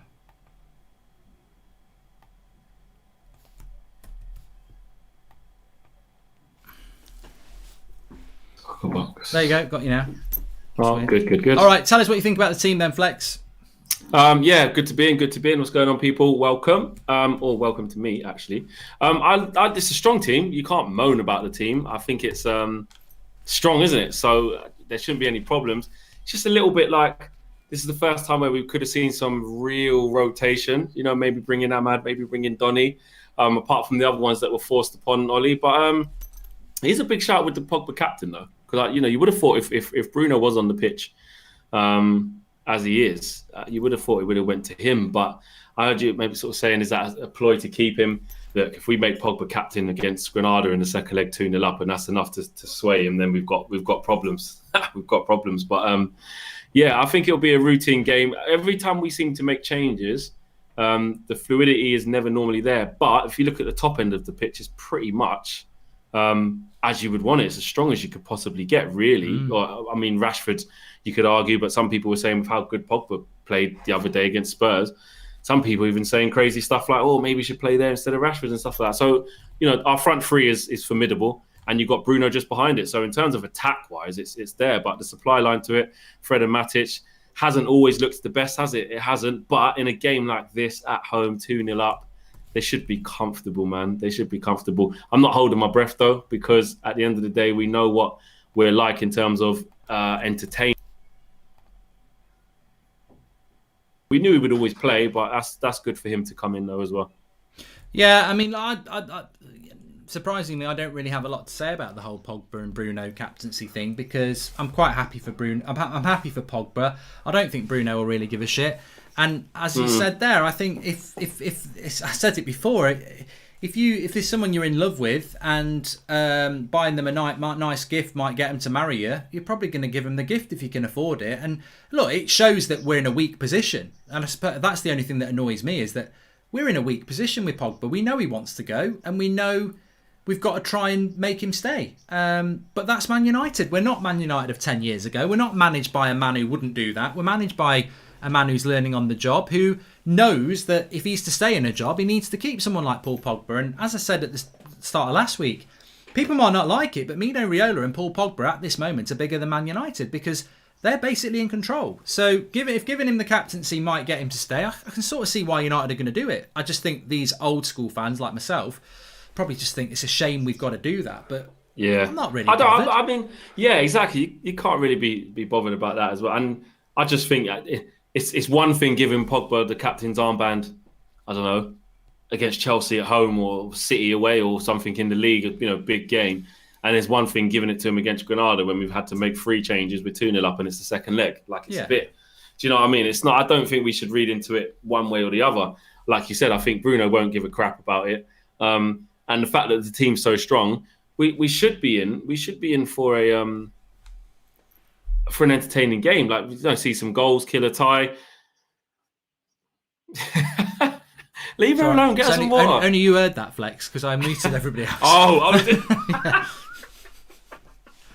All they're going to get now is leave her alone. Now, that sounds so bad. like I've just shouted a load of abuse. Clear that. Can you just clear that up, please? That was. Yeah, I will clear it up. What actually happened is I muted it, but Flex can still hear because he's on Discord. So what I said is to my daughter who's in the next room, she gets hiccups really badly, and all I can hear is her going. So I just said, can you go upstairs until your hiccups have gone, because it's really annoying when I'm trying to listen to Flex. So there'll be people adding what I said there now, just to 100%. You'll get clipped and out context. Now here we go. Oh my god, that was funny. That made me laugh. I forgot where I was at. Oh yeah, with the players that are starting, we should expect it to be entertaining. But when we have these, I don't want to say nothing games, because it's not a nothing game. It's a big game. But in terms of, it looks like it's a foregone conclusion as long as we just turn up and play to the right level. Whenever that happens, it's like we get underwhelmed, don't we? We always get underwhelmed. So it would be nice to see us just put a team to the sword. Get a couple of early goals so that we can bring on Ahmad. We can bring on maybe Shoretiri. We can bring in Donny. Sad for Donny that he has to get to that stage. But you know what I'm saying? That should be happening. It's, I mean, look, we've got to play within ourselves a little bit. I mean, it's only a week ago, and I think people are thinking, let's play the reserves and let's go and beat Granada. We beat Granada because of one ball over the top and a penalty. Like, in the context of the game, we didn't play that well. It was a bad performance. They were probably the better footballing side with absolutely nothing up front. So yeah, it's not potent enough. Yeah, and I don't think they'll cause us any problems tonight. Having said that, Harry Maguire's not playing. So, you know, that makes us potentially a little bit weaker. Some people might say not, but I think it does. Luke Shaw's not playing. Which makes us a little bit weak. What I'm saying is, if they score the first goal, it gets interesting, doesn't it? So we will have to play a little bit defensive. And I think we've got to be very careful of that when we're talking at half-time and full-time and the live comments as well, is that if it's a little bit dull and boring and defensive, well, it might well be for that reason I've just said there. 100%. I'm just going to read a few super chats and I'll come back to that. A coach playing for their job is the most dangerous man in the team, says JT. Always looking over your shoulder and trying not to lose is a terrible mentality. Zane says Donny to Arsenal. He can be. I've done that one. Ollie is limited tactically, doesn't know how to use Donny, that's the simple fact, says Noah. And I feel that the most of the games that we're not sitting back, the players will run the game, not Ollie. That's why we struggle scoring. So yeah, I was saying that there. I think that thanks for the super chats, by the way. Please smash a like on the video and make sure you subscribe, bottom right hand corner for that one. Yeah, I mean, look, I'm expecting a little bit of a defensive performance from Manchester United, and I think that we'd be unwise not to do that, considering one goal for them changes it massively, especially if it's an early goal. Yeah, we can't. We definitely need to make sure we don't make any mistakes or give them any early confidence. That's for sure. We've got to be at it. And you know what? It is important to remember in these type of games. I think it is the fan in us. I'm guilty of it too. You kind of think, oh, 2-0, it's done. You know, like you said, play the resis or start this play and completely change the sit. It doesn't change the system, but by bringing in that many changes, like, you know, like if it's a FIFA and you literally get your second team sheet and you just fling in a whole nother 11, you can't really do that. There's no fluidity, because then what you got to realize is that you're asking players who have not even been in favour to almost just step up and play. It does need to be a mix. I do agree with that. I think us as fans, we do that a lot, don't we? Where we really want, you know, a wholesale changes. I mean, it was a bit different with the Sociedad one because that was 4-0. I was like, flipping heck, you know, you could have made a bit more. But at 2-0, and Granada did play okay, they just didn't have anything up front. It's an issue that you have to kind of be a bit more reserved. And remember that it's a two-legged tie, and this is the second leg of that, and you just got to be professional and manage the game. It isn't FIFA. You can't just go, I'm just going to play all the kids. You know what I mean? I'm just going to play Hannibal and all of them. You can't just do that. So, yeah, I can understand that. I just hope that by doing that, our performance is strong, so we can go and get another goal or two by half-time. You know, 2-0 up at half-time would be great. 4-0 with 45 minutes to play. Get Cavani off because he needs to play against Burnley. Because that's another thing. I was maybe thinking Cavani shouldn't start this. I get it because he's confident and we kind of need him to get game time. But Burnley's only 3 days away, is it not? Yeah. And you know that's going to be a physical game. You're going to want Cavani in for that. Low block. You're going to want him running his movement there, good in the air. I don't know. I just don't want him to, because I'm so scared of his injury problems. I don't want him to get hurt. You know. So if we can maybe get him a goal or get him off early, that would help. Rashford does not need to come onto the pitch. Sorry. Well, that's good. He's not playing today, isn't it? I think it's intelligent. He needs to stay that way though. Don't even bring him off. Don't even bring him off the bench. Doesn't need to. Bring on Ahmad. Bring on James. James needs some game time. Let Rashford rest up. Even Ollie even said it, didn't he? His press conference will give Marcus enough time. His foot's still sore and all this stuff. I would have just left him at home anyway. Yeah. Sumia says, I've got faith in Ollie that he will make use of our bench next season much more than he has this one, and we'll see better football as well. And question to both, when Edison leaves after this season, we'll only have 2 strikers. How much should we invest for a new striker, and who do you want? Says Mr. Glenn Johnson. Well, there you go then.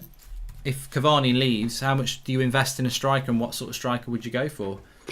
Problem is that we can't get the striker that we all would want. You know, a Harry Kane or a Haaland, that ilk, 100+ million, because it's going to spunk all the budget. Well, according to some people, that's exactly what we're going to do. Nah, but we won't get Harry Kane. Even if we wanted to get Harry Kane, you know, we don't have 120 million. But to be fair, we probably could raise it if we've got this kind of liquid 100 million that you know, James Cooper and a lot of other journalists are saying we do have. Okay, we've got 100 million. Then you sell Jesse Lingard, maybe sell Dalot. You could probably raise 130 million and throw it at Tottenham. But I don't think Daniel Levy will sell to us. Honestly, I really don't. I think he'll say, no, Harry, you still got a while in your contract. We'll wait for COVID to get rid. And I just can't see them even selling to us anyway. And honestly, that does worry me. I know Harry Kane is that good, or Haaland is that good, but we've got gaping holes in our team that we still need to fix. We're doing okay. We're going in the right trajectory. But if we don't have a good summer and spend on a centre half and a central midfielder, you can get whatever striker you want, but they probably won't see the ball. Do you know what I mean? So it's whether you want to take that gamble of saying you can't afford to pass up an opportunity to sign Harry Kane.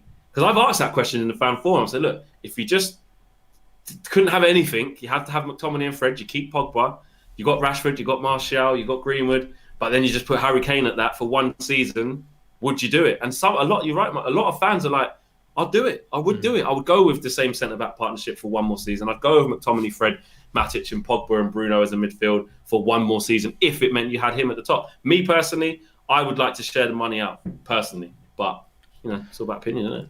Well, yeah, and I think that I'm not surprised by that approach, and it might well be an approach that Ollie's going for. He might just think, well, look, I'll keep Maguire and Lindelof, I'll keep with McFred, but I'll have Harry Kane up front. I'll take that because let's not forget, Ollie likes Maguire and Lindelof, and he likes McFred. So you're talking about somebody that he'd probably be over the moon with just one striker. I'll spend a lot on Harry Kane or Erling Haaland, and I'll be more than happy because Ollie loves Maguire and Lindelof, and he loves McFred. He does. So he'd probably be very, very happy with that, and that's probably why there might be some truth in it.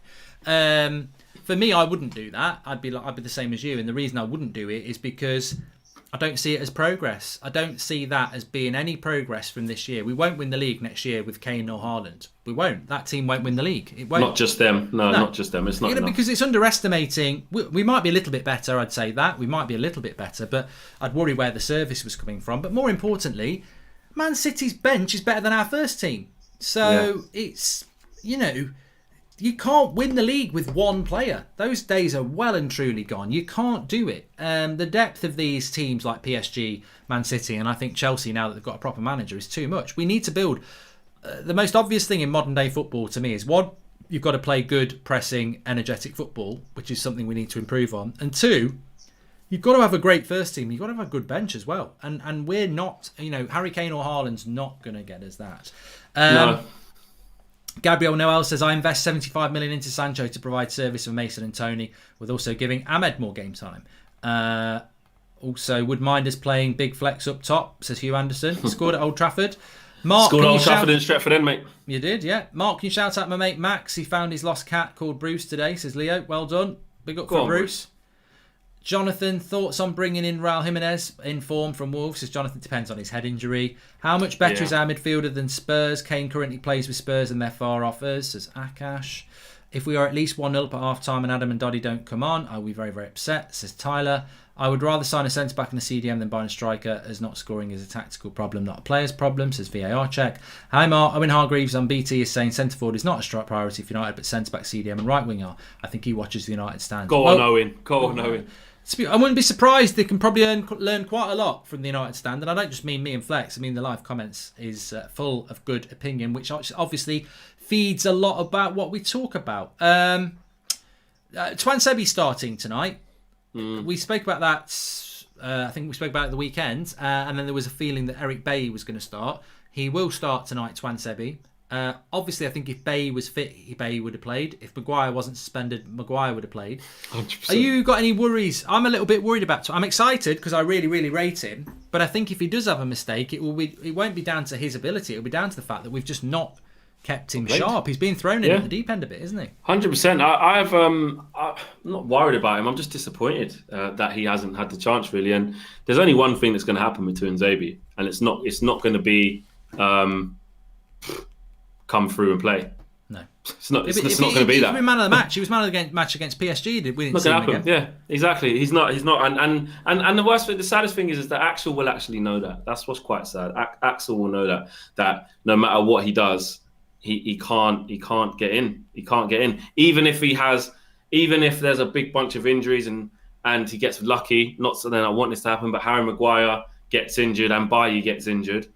Then obviously he'd have a chance, but it would only be short term until those players come back. He is going to end up having to get a move, and not just alone. I mean, he's going to end up leaving because when is he going to get a chance to play?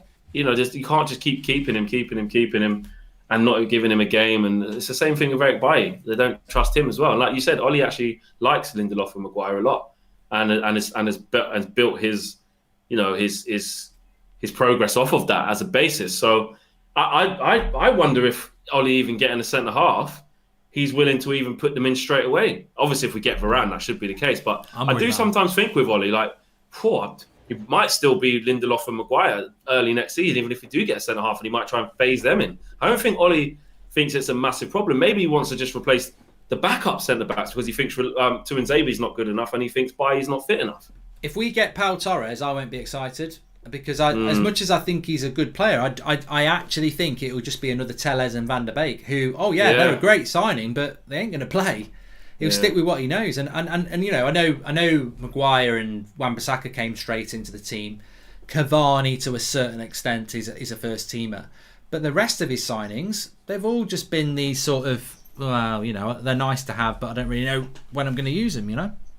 Absolutely, and that's just it. If you're not going to use them, then these players end up just being bit part players and forgotten about. And then when you do ask them to play, which is what I do hate, I think as fans, again, we forget it a lot. We're very quick to say, well, you know, you had 30 minutes, you had a half, you know, you didn't do enough. But you have to understand how difficult it is to just bring your A game when you haven't played in about 5-6 weeks on end. And then you're getting half an hour, then you're not producing in that half an hour. Your confidence gets shot. You get pulled off, and the player who's in form, fighting fit, ready to go, i.e. Bruno, i.e. Rashford, or whatever, they come on and have an impact. Then you're back to square one again. You're never going to get a chance to actually solidify yourself in a team. You ask any pro that. You forget pro. You ask anyone who just plays football. How hard is it to just come in out the cold and make something happen? It's really difficult. It's really difficult, and that's the problem that we have with the likes of Tuanzebe, even Baye to a certain extent, and he gets used more than the rest of them.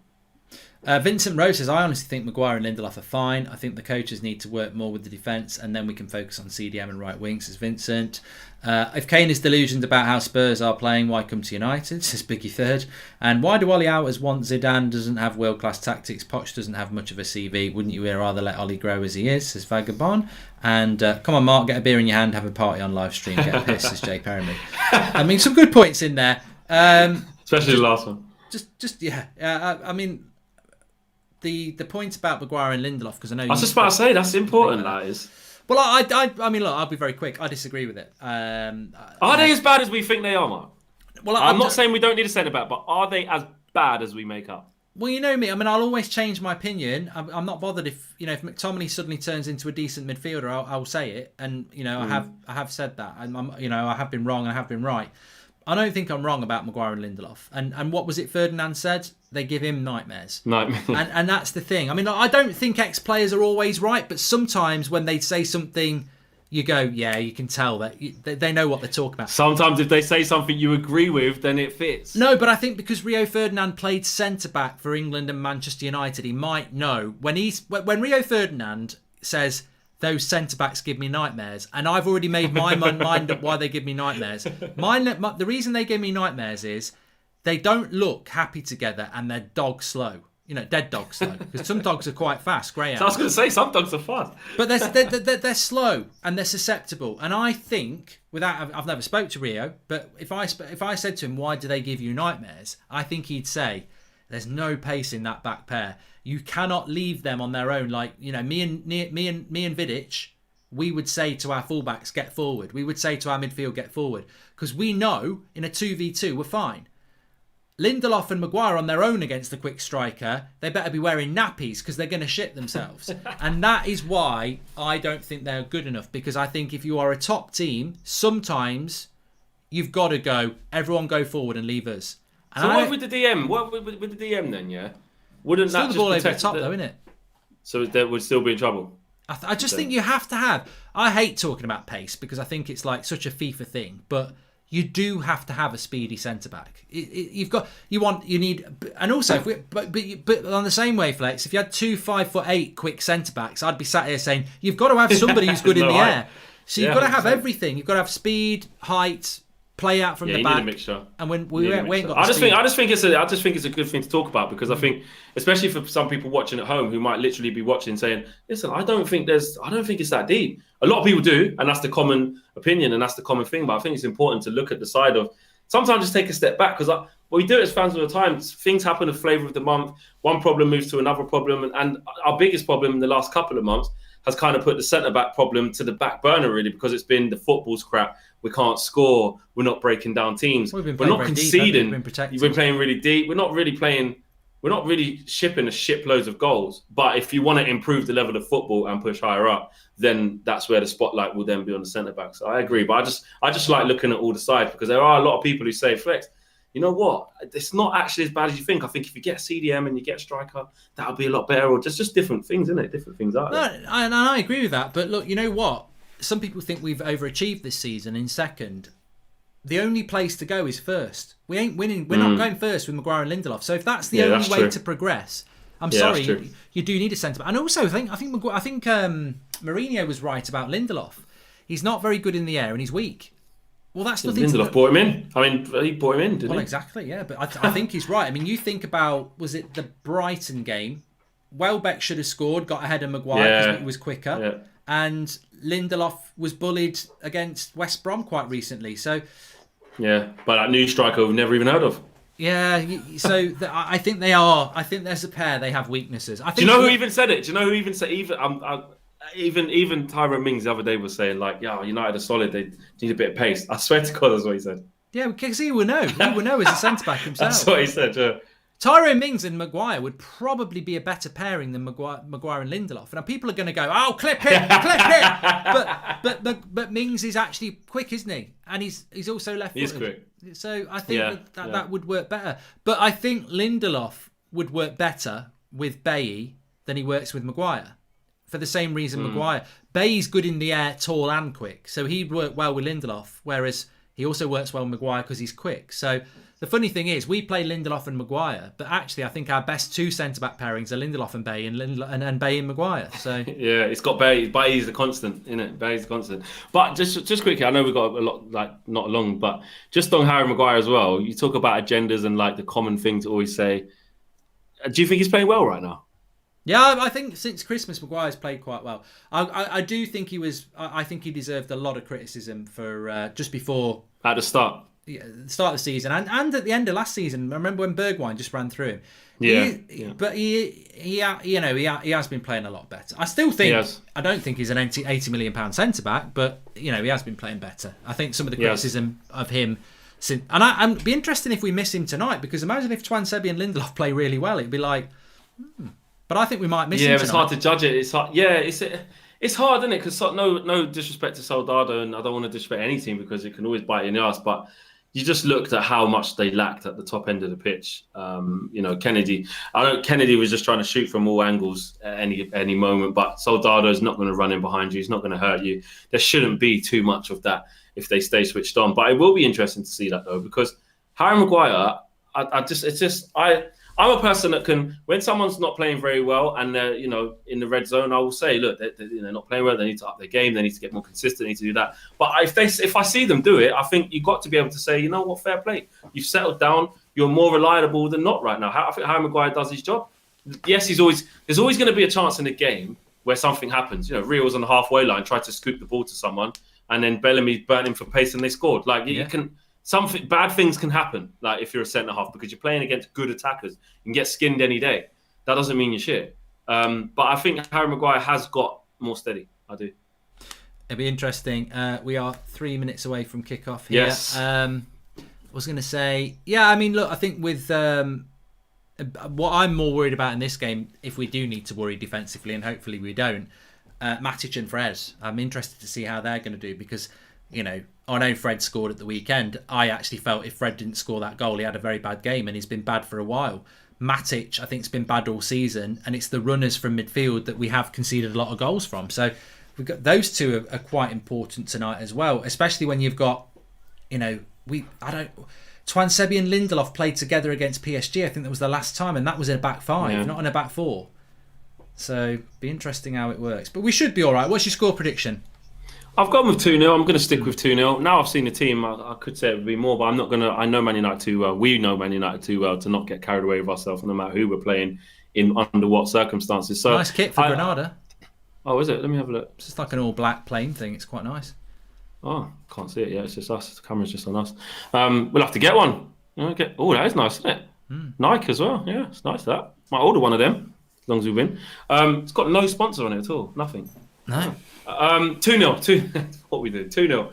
I still think we've got it in us to just go through the motions and not dispatch of teams properly. So yeah, 2-0. 2-0. All right, mate. Well, you've gone 2-0. I've gone 2-0. So we will see what happens. All I'd say is first leg, they weren't that bad. I think we might be sleeping on them a little bit. We should win.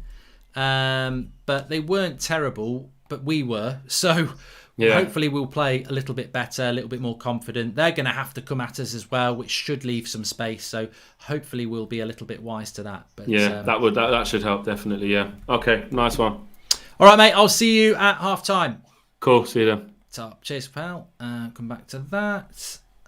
We're there. as well. Maguire and Lindelof would be so much better with a composed ball playing CDM. Imagine Rice or Phillips instead of Fred, says Vincent Rose.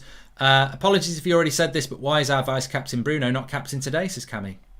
Hi guys, I'd prefer a summer where we release Woodward for 50 million, sign a CDM and centre back with swap sales and 30 million, says Kanishka. Diaz and Stones are no better than Maguire and Lindelof individually. The coaching system makes them look better, says Beto. And we've got him by the balls now. Green by Manscaped. Use code United Stand. Mings and Maguire would be a better duo than Magaluf. Clip it, says Gabriel Noel. Okay, we're about to start. I mean, thank you very much to Manscaped, by the way. If you're not aware what Manscaped is, trim for down there. Waterproof, you can use it in the shower, comes with its own charger, fantastic product, and also you've got the nose trimmer you can use as well. Links in the video description, and they're giving away a massive 20% to you tonight. United Stand 20 is the code on checkout.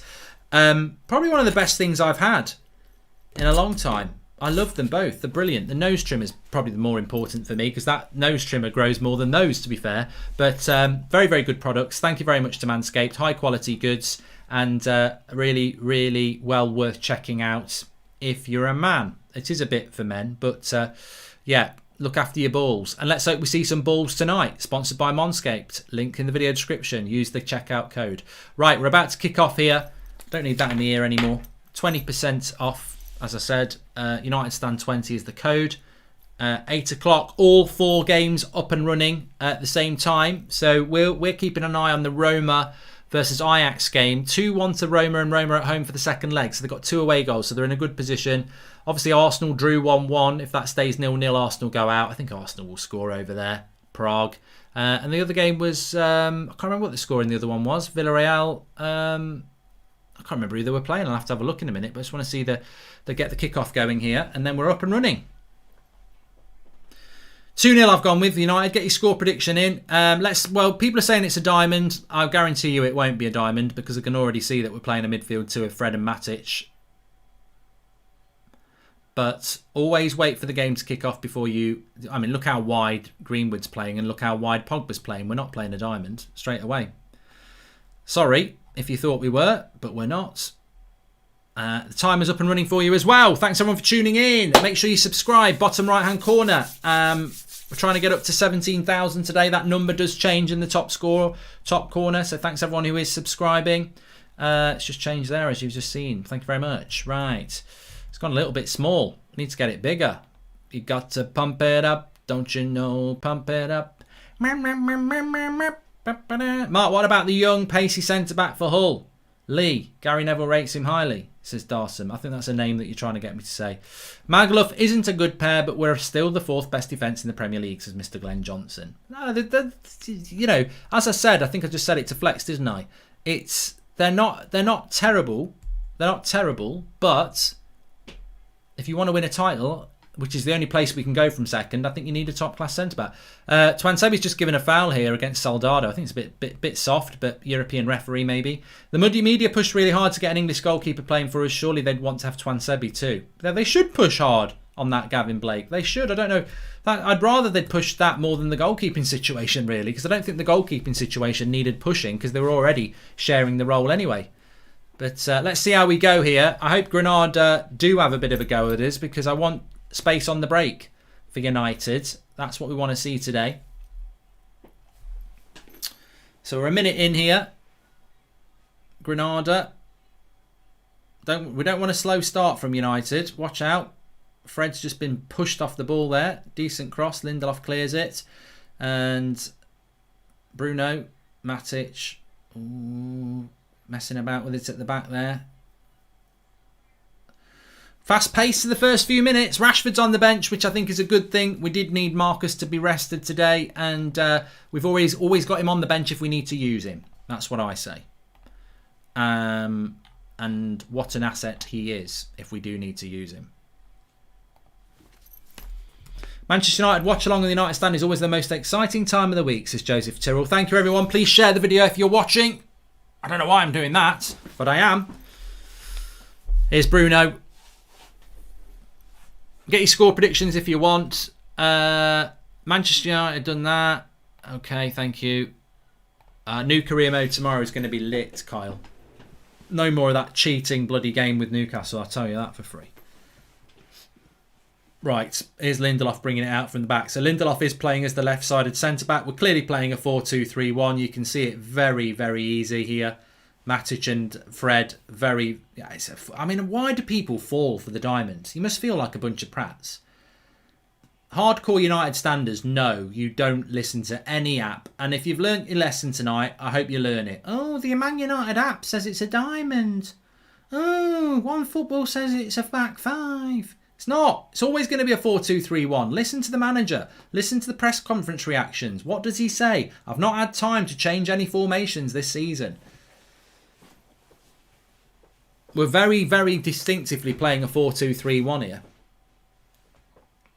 Nice hold up by Pogba. Here's Bruno. I'd have a shot, Bruno. He does have a shot, but he took it too late. Keeper keeps it in.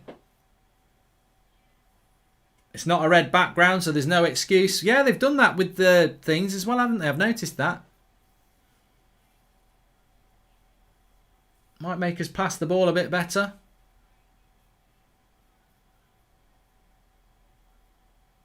I don't think it's much of an excuse. Here's Twansebi across here.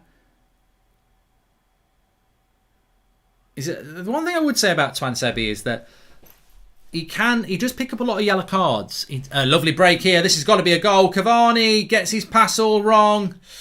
Lovely ball by Bruno to Cavani. He's got to put Greenwood in one-on-one there. I don't know how he gets this pass wrong. Look at Bruno with a bit of space. Turn, bang. Lovely pass into Cavani.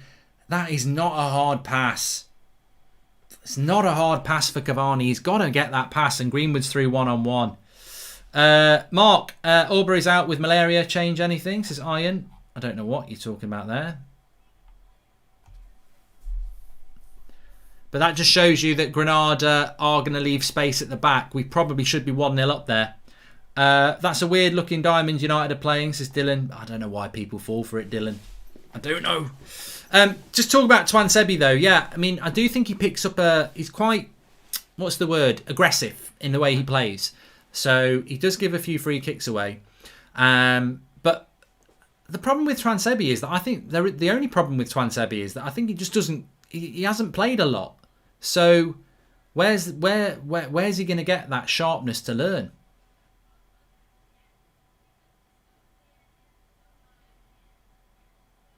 Nice play. United are moving the ball around quite nicely at the moment. Tellez with an interesting ball into Pogba. Cavani! What a goal!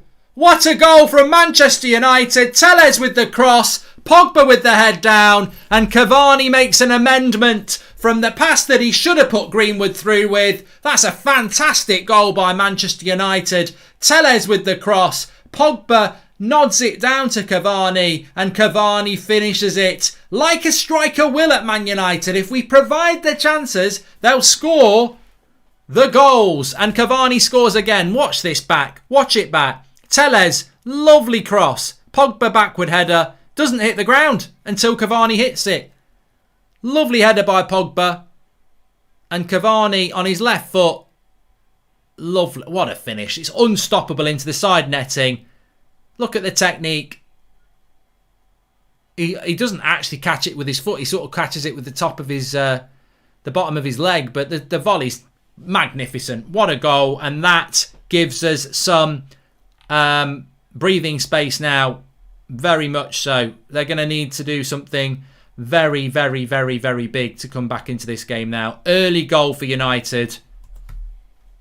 Perfect start from Cavani. Brilliant.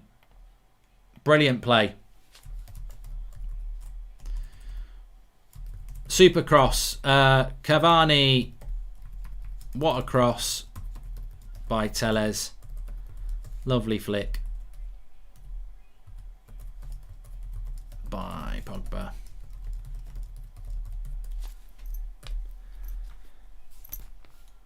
Well, it just allows us to relax a little bit now. You know, the players that are a little bit... Ooh, headed just wide there from Granada.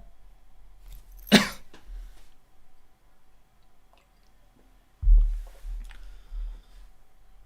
was a lovely cross, says Scott Panton. I just want to get the other scores up here.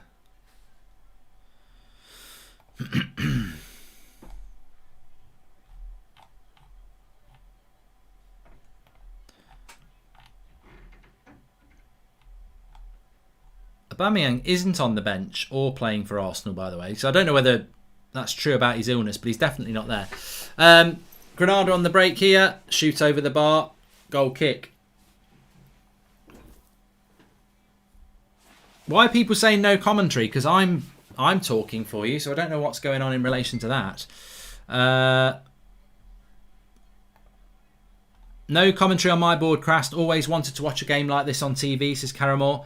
And look how high in confidence the defence looks without Maguire. He's constantly out of position, says Elric. A bit too early. Now we're starting to see some football, says Nicky.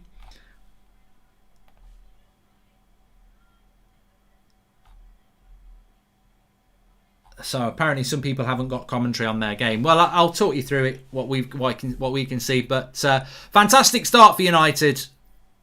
Fantastic start for United. It just gives us that first goal in this game. If they got it, and I think it would be a big if, but if they had got it, it makes it squeaky bum time a little bit. You know, they get another one and then the tie is level. But 3-0, I mean, realistically, it's game over. I know that a lot of things can go wrong, but it puts it even more in our position. I think somebody said before the game that Man United had 90% won it. I don't think they were 90%. I think they're 90% now.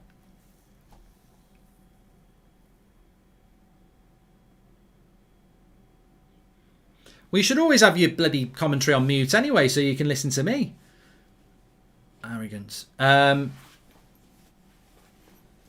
I've not watched a football game with I've not watched a Man United game with audio commentary for about 3 years, because obviously if I have it on you can hear it, and I don't like to wear headphones, so I'm just so used to watching football matches with no sound, and I quite like it. Good turn, Lindelof does well there. Well played, Lindelof. Goes for a corner. Well done. On the tune of ABBA, Gimme Gimme, can you sing it? Give it, give it, give it to Eddie Cavani. Pass him the ball and watch him score all the goals.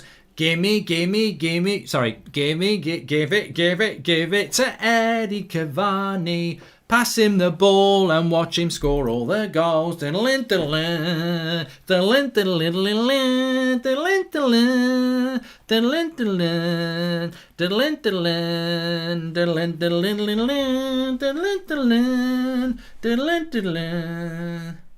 Give it, give it, give it to Eddie Cavani. Pass him the ball and watch him score all the goals.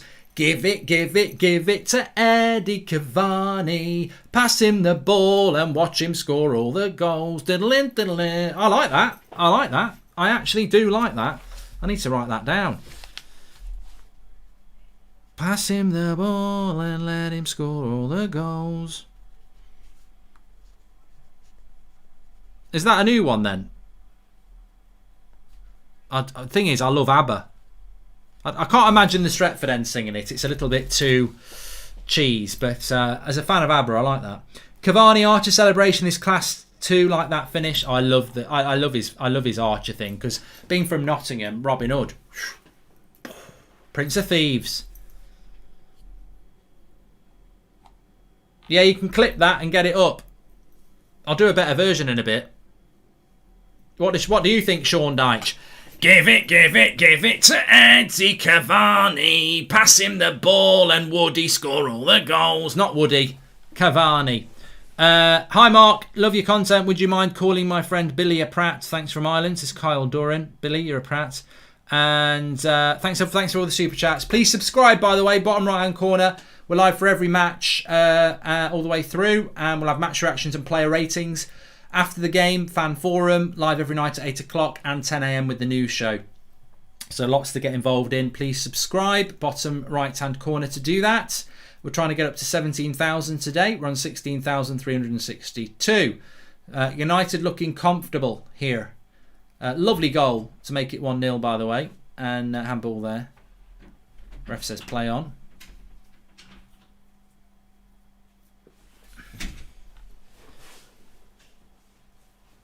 Mark Aubameyang is in hospital, apparently, says Mike. Well, we wish him all the best in hospital.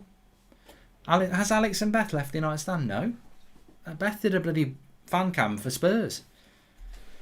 Fabrizio Romano tweeted about Cavani, says Jerome. Well, I'm sure Man United are desperate to keep Cavani like they're desperate to keep Paul Pogba. And people saying Cavani new contract, it's been offered. He just doesn't know whether he wants to stay because he might want to go home. Apparently Aubameyang's been hospitalised with malaria. Where would he have picked that up from? Was he on international duty? I don't really get malaria in the UK, do you? Pardon my ignorance, I don't know. There's Granada on the attack. And Bruno. Granada have been decent. Cavani, look at him playing with confidence there. Gives it into Pogba. He loses it. And then wins it. And then Cavani. There's a Granada player gone down here. And Wan-Bissaka keeps it in. United are playing on. Bruno just boots the ball out. Suppose when you're 3-0 up, you can afford to play with a little bit of fair play.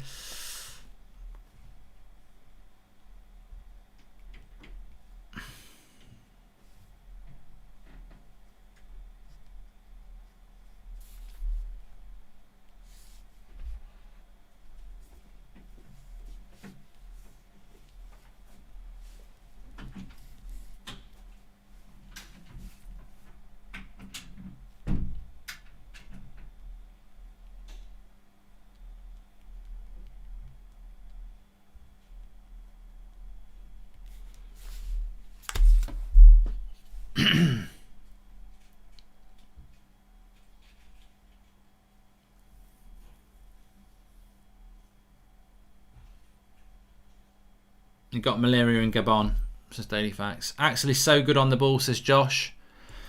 Well, lovely ball over the top. Greenwood could have been in. Keeper's quick off his line. That's the ball, isn't it? Against Granada, you can catch them on the break. Look, I think some of us have been a big fan of Twansebi for quite a while. Aubameyang has.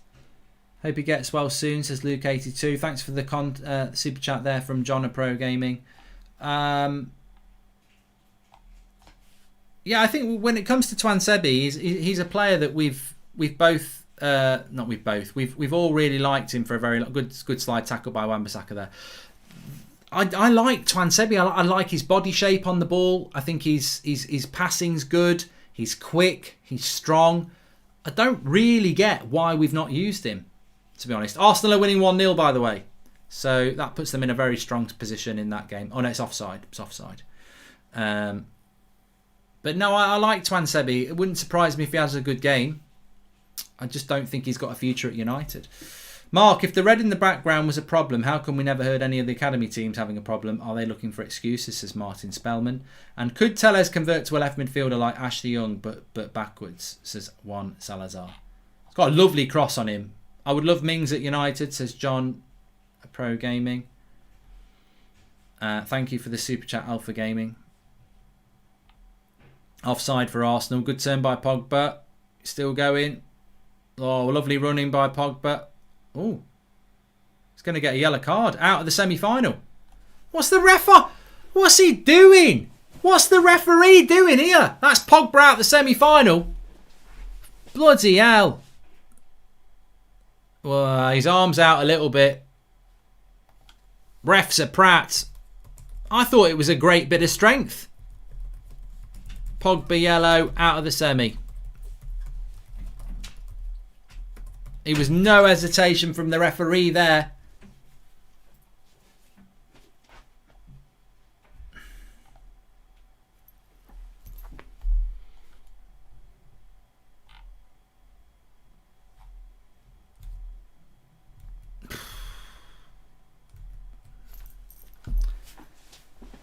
What a prat. I mean, Pogba's basically in control of the ball and he's using his muscle. It's a bit like the McTominay thing, really. Like there's no intent to hit the player. He's just using his body, he's just battling in a physical way. I actually thought it was a really good run by Pogba, and then to pick up a yellow card for it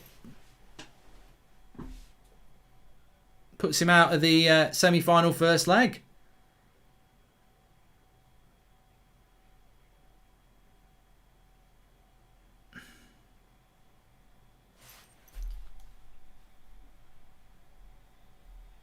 He is out of the semi triple S because he's accrued 2 yellow cards, so he'll miss it.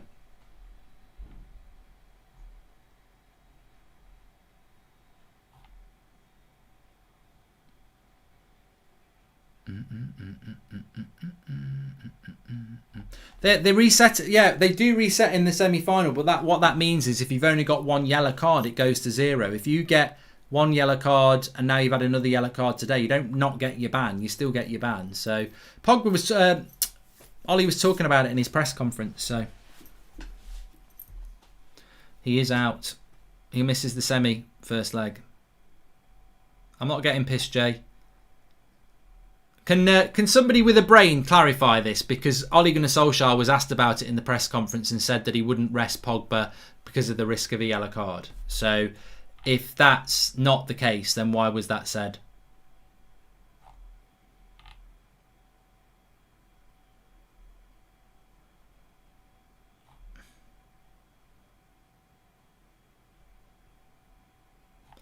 Dun, dun, dun, dun, dun, dun, dun, dun. Oh, he's booked Soldado here. He's trying to get Paul Pogba sent off.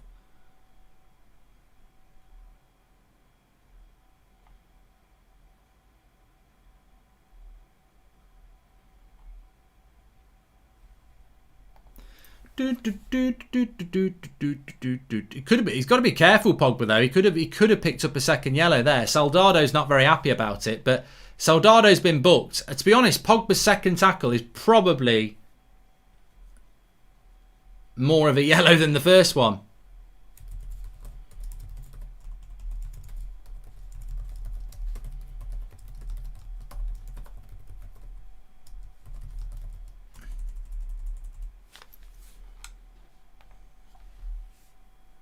There's a bit of confusion. A lot of people are actually saying he's not out of the semi-final because he's not carrying a yellow card. I'm just trying to get a bit of clarity on it because Pogba, Europa League, yellow cards.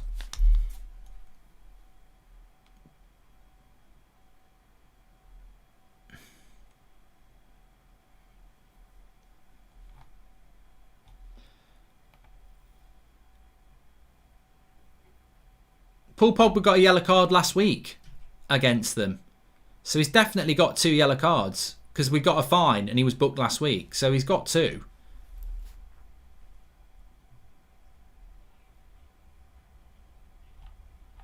I don't know. I'm confused. Ollie was definitely asked about it in the presser. He definitely got booked last week. So he's got 2 yellow cards. So I don't know why people are saying he's not out. Pepe, we are going to the final, says Zayn Miasi, and wish we would play Donny in this game. Ollie's scared Donny is going to do well and prove wrong and have pressure and not playing his favourites. I mean, I tell you what, Pogba needs to be very, very careful because he could have got a second yellow. Soldado wanted him to get it. I mean, the referee probably realised the first yellow was a bit soft and he can't send him off. But maybe Pogba a little bit hyped up because he's the captain, don't know. It's not 3 cards for a ban, it's 2.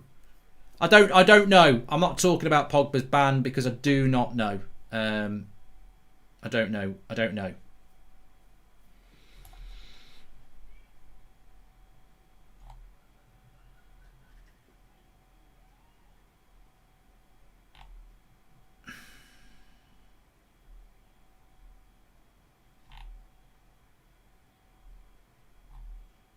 And anybody who's telling me about resets, I'm going to sit you down right now.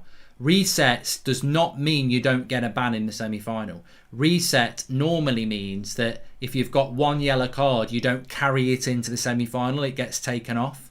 So I don't think that's how it works. But look, I don't know why Ollie was asked about it if it wasn't relevant. What's the point in having a yellow card if you can't get a second one and miss out?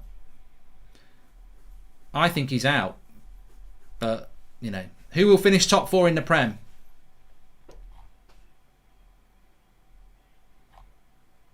Don't care. Here is Pogba on the left-hand side. Cross comes in. Oh no, he goes back to Matic.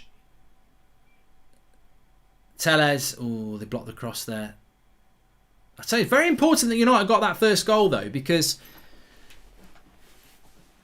it's been a bit like last week, hasn't it? It's been quite, you know, I think we've got the better players, but it's not been as. I don't think what I'm trying to say is, look, I think we're better than Granada, but they're not terrible. They're not terrible.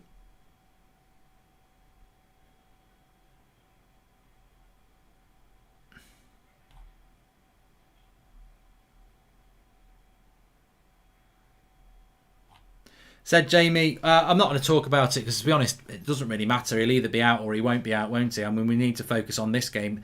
But they said he got booked last week. So, who knows? Who knows? It's always nice when you're in a position of confusion.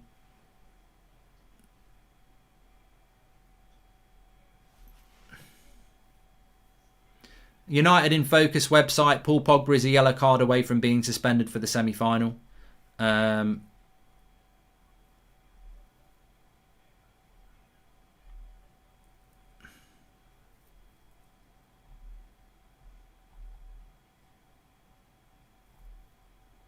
I don't know. I'm not going to waste any more time on it. Life's too short. Here comes Wan-Bissaka down the right-hand side.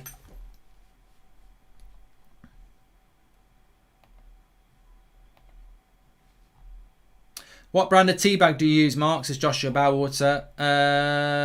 Tesco, I think. Yeah.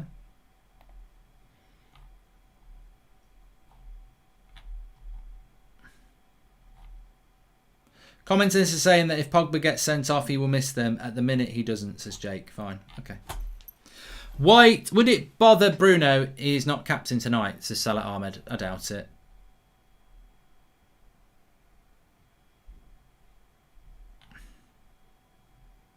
Arsenal are 3-0 up. Well done to Arsenal. They're tearing into the semi-finals then. I said they would win tonight. Absolutely blasting them. Fucking hell. 3-0 after 24 minutes. That's that game over. Arsenal are into the semis. Well done. I didn't mean to check actually. So it's Villarreal against Dinamo Zagreb. Yeah. So Villarreal, Arsenal probably going to be the semi-final. Be a good semi-final that. BT commentators are convinced Pogba is going to get sent off. Comparing it to the Fred thing against PSG, he won't sub him off, says Aram. Oh, would you sub Pogba off? Subbing Pogba off? I would not sub Pogba off after 25 minutes. No way I'd sub Pogba off.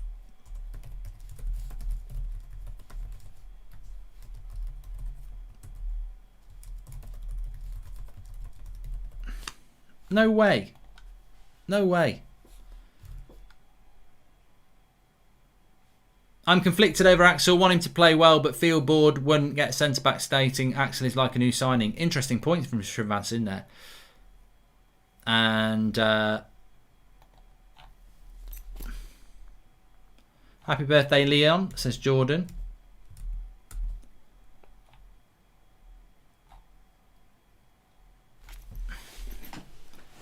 Ain't no illusion, gotta click with what you got. Well in by Twan Sebi there. I think Twan Sebi's been very tidy. I'd never thought of it like that though. If Twan Sebi plays well, we might not buy a centre-back. It'd be just typical of United.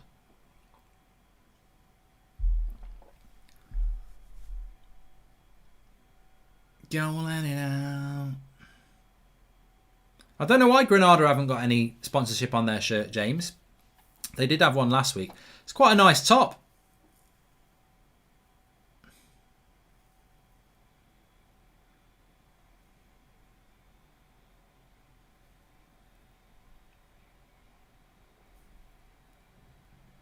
Donny for Pogba at half time. Well, I'd do that at half time maybe. Bruno there. I mean, Paul Pogba very rarely gets booked. I wouldn't be too worried about Paul Pogba getting a second yellow card. I mean, I know he nearly did, but he was probably just a little bit unlucky that a tackle came in that was like quite close to the yellow card before. I don't think he would.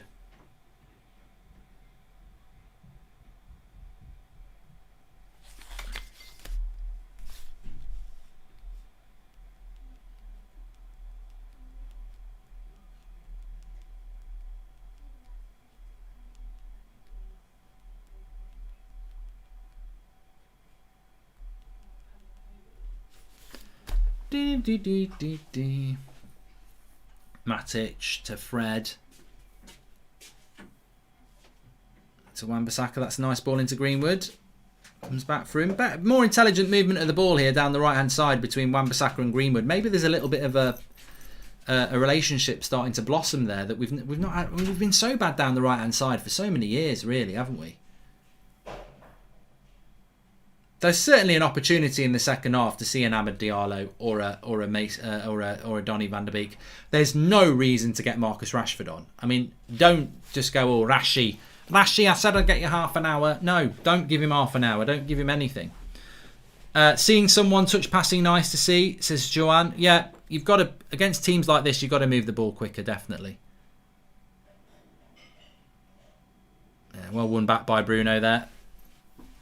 To Matic, here's Bruno again. And to Matic, better your movement of the ball. I went 2-0 in this game, and at the moment it looks quite good. If Ollie thinks he needs a striker and Ball also get him a cheap centre-back, the playing style won't improve with fans back in. Would Ollie be out by Christmas, says Shrinsvasan? Jay, I'm not having a beer. Thanks for asking, but I'm not having a beer. Oh, good tackle by Matic there. Greenwood wants a free kick. He's not getting it. Get up, Mason. Good tackle again. Matic press. Matic running around like a young Matic at the moment. Victor says on the official UEFA site it's 3 yellow cards. Arsenal won't go past Pau Torres in the semis, says Robin Paul. Be a good semi-final, that. Unfortunately, we won't be able to watch it because they'll kick off at the same bloody time, won't they? But yeah.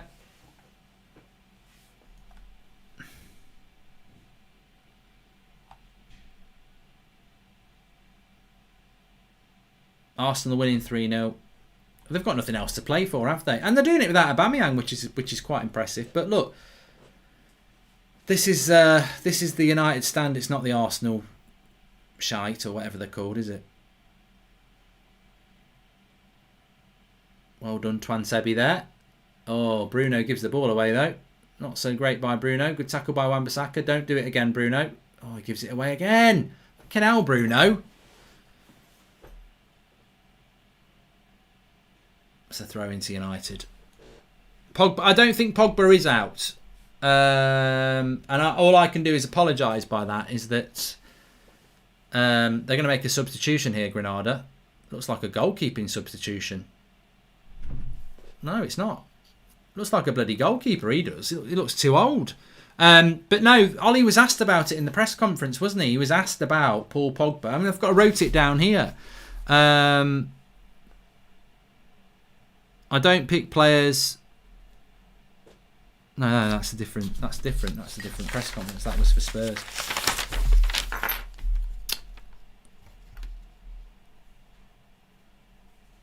He was asked about it. He says, I'm not looking at consequences now. It's about this game.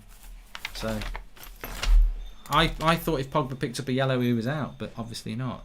John, a pro gamer. That's a real shame because you did a couple of super chats and you're a twat. So goodbye. No,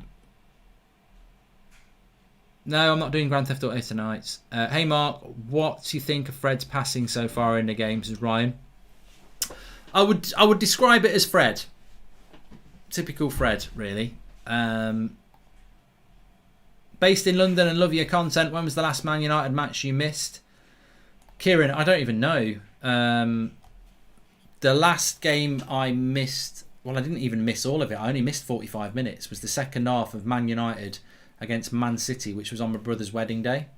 So I only got to watch the first half because the ceremony was actually during the second half. So I had my phone on the whole time. That's probably the only one I think I've missed in the last 10 years. Mohammed says, hi Mark, just getting over from a cold. I'm worried about the summer. I can see a disaster on average summer transfer window to her, says Mohammed. Well, I just have to wait and see what happens with the summer transfer window, won't we? We expect the worst and hope for the best.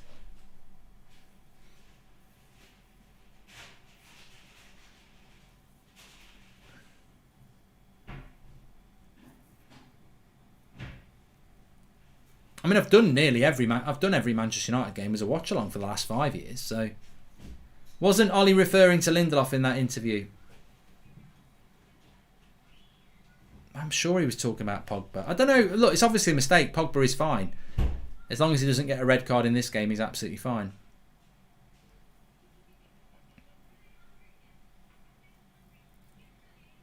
Royal funeral watch along. God, somebody will do it.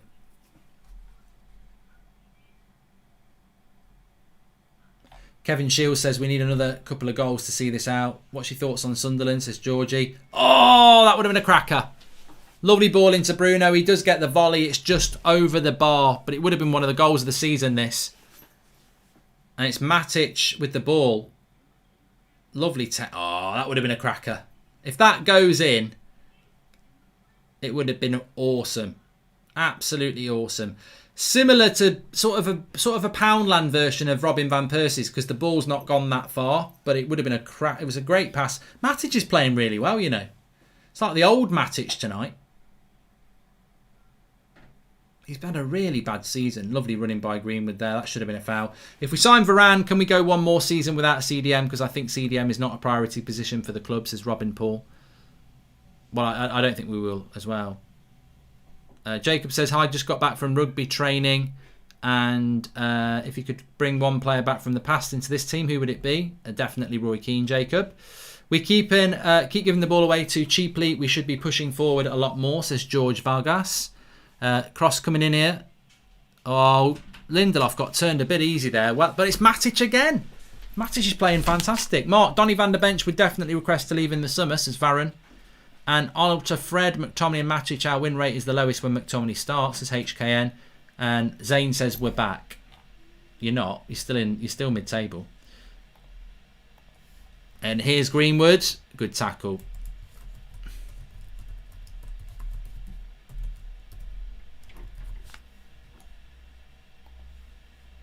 It's been like the old Matic tonight. Here's Fred.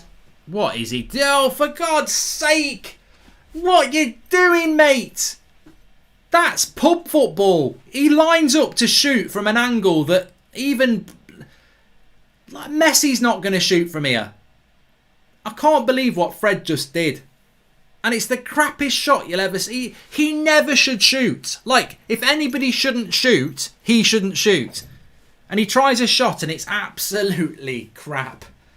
Oh, it's gone to his head. That goal at the weekend. He thinks he's Brazilian again.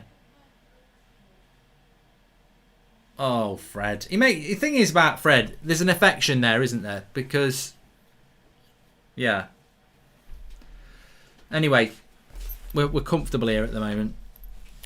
Do you think potential good performances in the Euros could price us out of certain players, Mark, as football is, and that is what I want. I think we need to try and sign a little bit earlier. Mark, you're a legend, as well as the rest of the United Stand crew. Thanks for the content, better than Netflix during hard times, says Dan. Thank you very much, Dan. Looks like us versus Roma in the semi. Be interesting coming up against Smalling and Mkhitaryan again, says Sean Byrne. Still 0-0 in that game. And still 0-0 in the Villarreal game as well. So I wouldn't say that, mate. I think there'll be a shock. I'll be surprised if it ends up being Villarreal, Roma, Man United and Arsenal. I mean, it will be Man United and Arsenal, but I've got a funny feeling one of those two clubs might mess it up. I'm not going to do a Gaelic watch along. No, Fionn.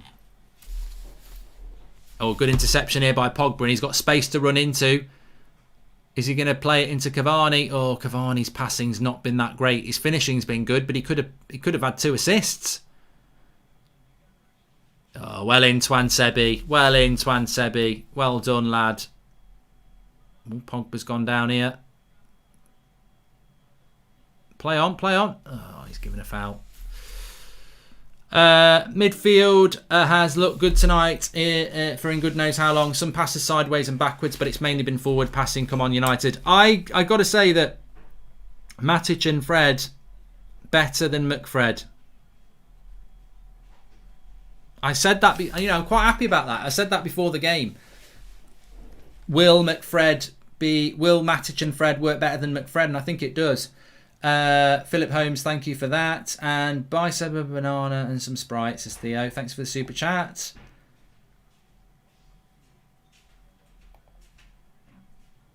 Pogba just went down a little bit injured there, but he's all right. Thank you.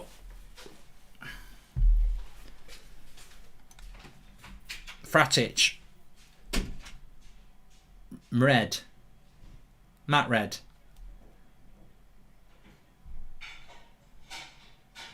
Frick. Sorry for my super chats, I'm pissed, says Jay. Jay, you're always pissed on the super chats. Oh, lovely head down by Greenwood. Oh, Bruno. Oh, his shooting's off tonight. His shooting's off tonight. Apparently Villarreal have scored, which will basically put them through because they've already got an away goal as well.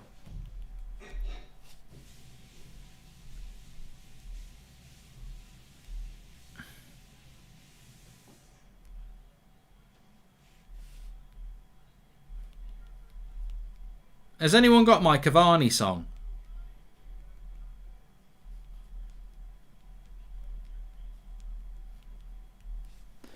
That shot was terrible. Arsenal are playing like prime Barcelona right now. Shame the mid-table. I love the little student and master relationship developing with Mason and Cavani. I would keep Cavani purely for that. We want to keep Cavani, Nick P. It's just he doesn't want to stay. Or might not want to stay. Who's your best United number 7 of all time? Says Ryan M. It's hard because I did like Beckham. In my lifetime, I did really like Beckham. I mean, obviously you got Cantona, but for me, I liked Beckham and I did like Ronaldo, so it'd be between those two. Good play down the left-hand side here from Granada. They've got nothing in the final third. Got nothing in the final third. Granada. Across both legs, to be fair.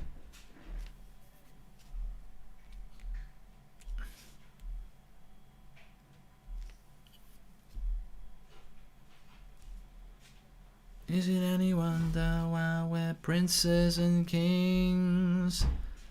Okay. Here we go. Go on, Mace. No. He's looking good though, Greenwood, isn't he? He's looking a lot on it now. Sorry about posting silly comments. It's alright, Jay. Don't worry about that.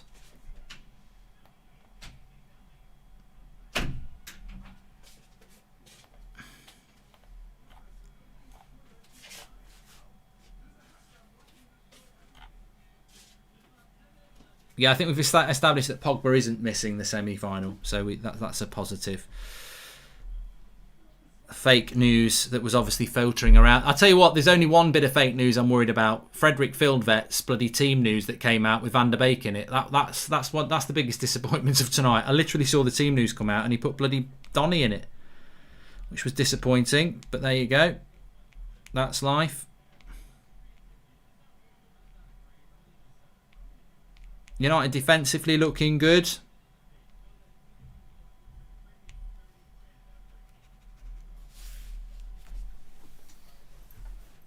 Donny has been warming up, says Ewan. And now Cavani's just gone down with a bad back here now and Pogba puts it out. Physical game. I think we'll have to wait a few weeks before we find out what's happening with Cavani. Thanks everyone for tuning in, by the way. Remember that we are sponsored by Manscaped. Cavani's just down injured at the moment, so I can talk about balls. Manscaped, 20% off. Manscaped offers precision engineering tools for your family jewels. They obsess over their technology developments to provide you the best tools for your grooming experience, and it's trusted by over 2 million men worldwide. You can get 20% off. You can do this in the shower. You can get at it while you're in the shower. Fantastic quality goods, and you can get 20% off from Manscaped using the code UNITEDSTAND20.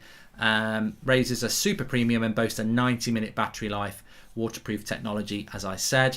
And they're giving you an exclusive 20% off, you United Stand viewers, using the code UNITEDSTAND20, all one word, through the link in the video description. And if you want to, you don't have to get one for that. You can get one for this. This is the best one. Well, I think it's the best one. But I'm of a certain age. Nasal trimmer. Fantastic. 20% off. Link in the video description. UNITEDSTAND20, the code. And that's a wild shot by Granada. We're approaching half-time here.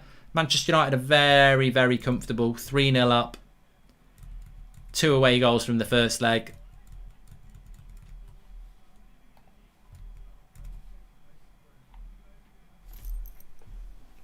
Thanks to Manscaped. Quite like that Granada top, you know. I think sometimes I think kits look a bit crap without a sponsor, but I think the black top looks good.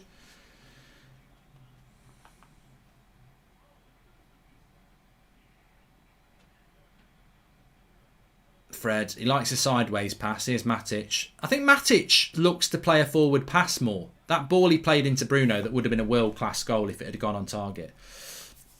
Hey Mark, I've gotten my mum into watching the live with me in recent weeks, but every time you sing, she makes me turn it off. Here's a £5 to stop, says Noah. Thanks, Noah. Lovely. Been teaching my son about football. United are the goodies, the other teams are the baddies, says Nigel. Good idea. Watch Ollie's best 10 goals on YouTube whenever you're feeling down. He's so much joy, says Gerchan.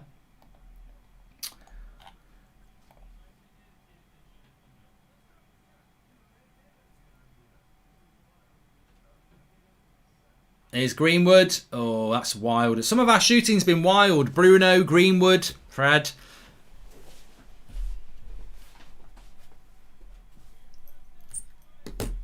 But we are 1-0 up. Could have had a couple of others really. We've had some good shooting opportunities where we've just been a little bit wild.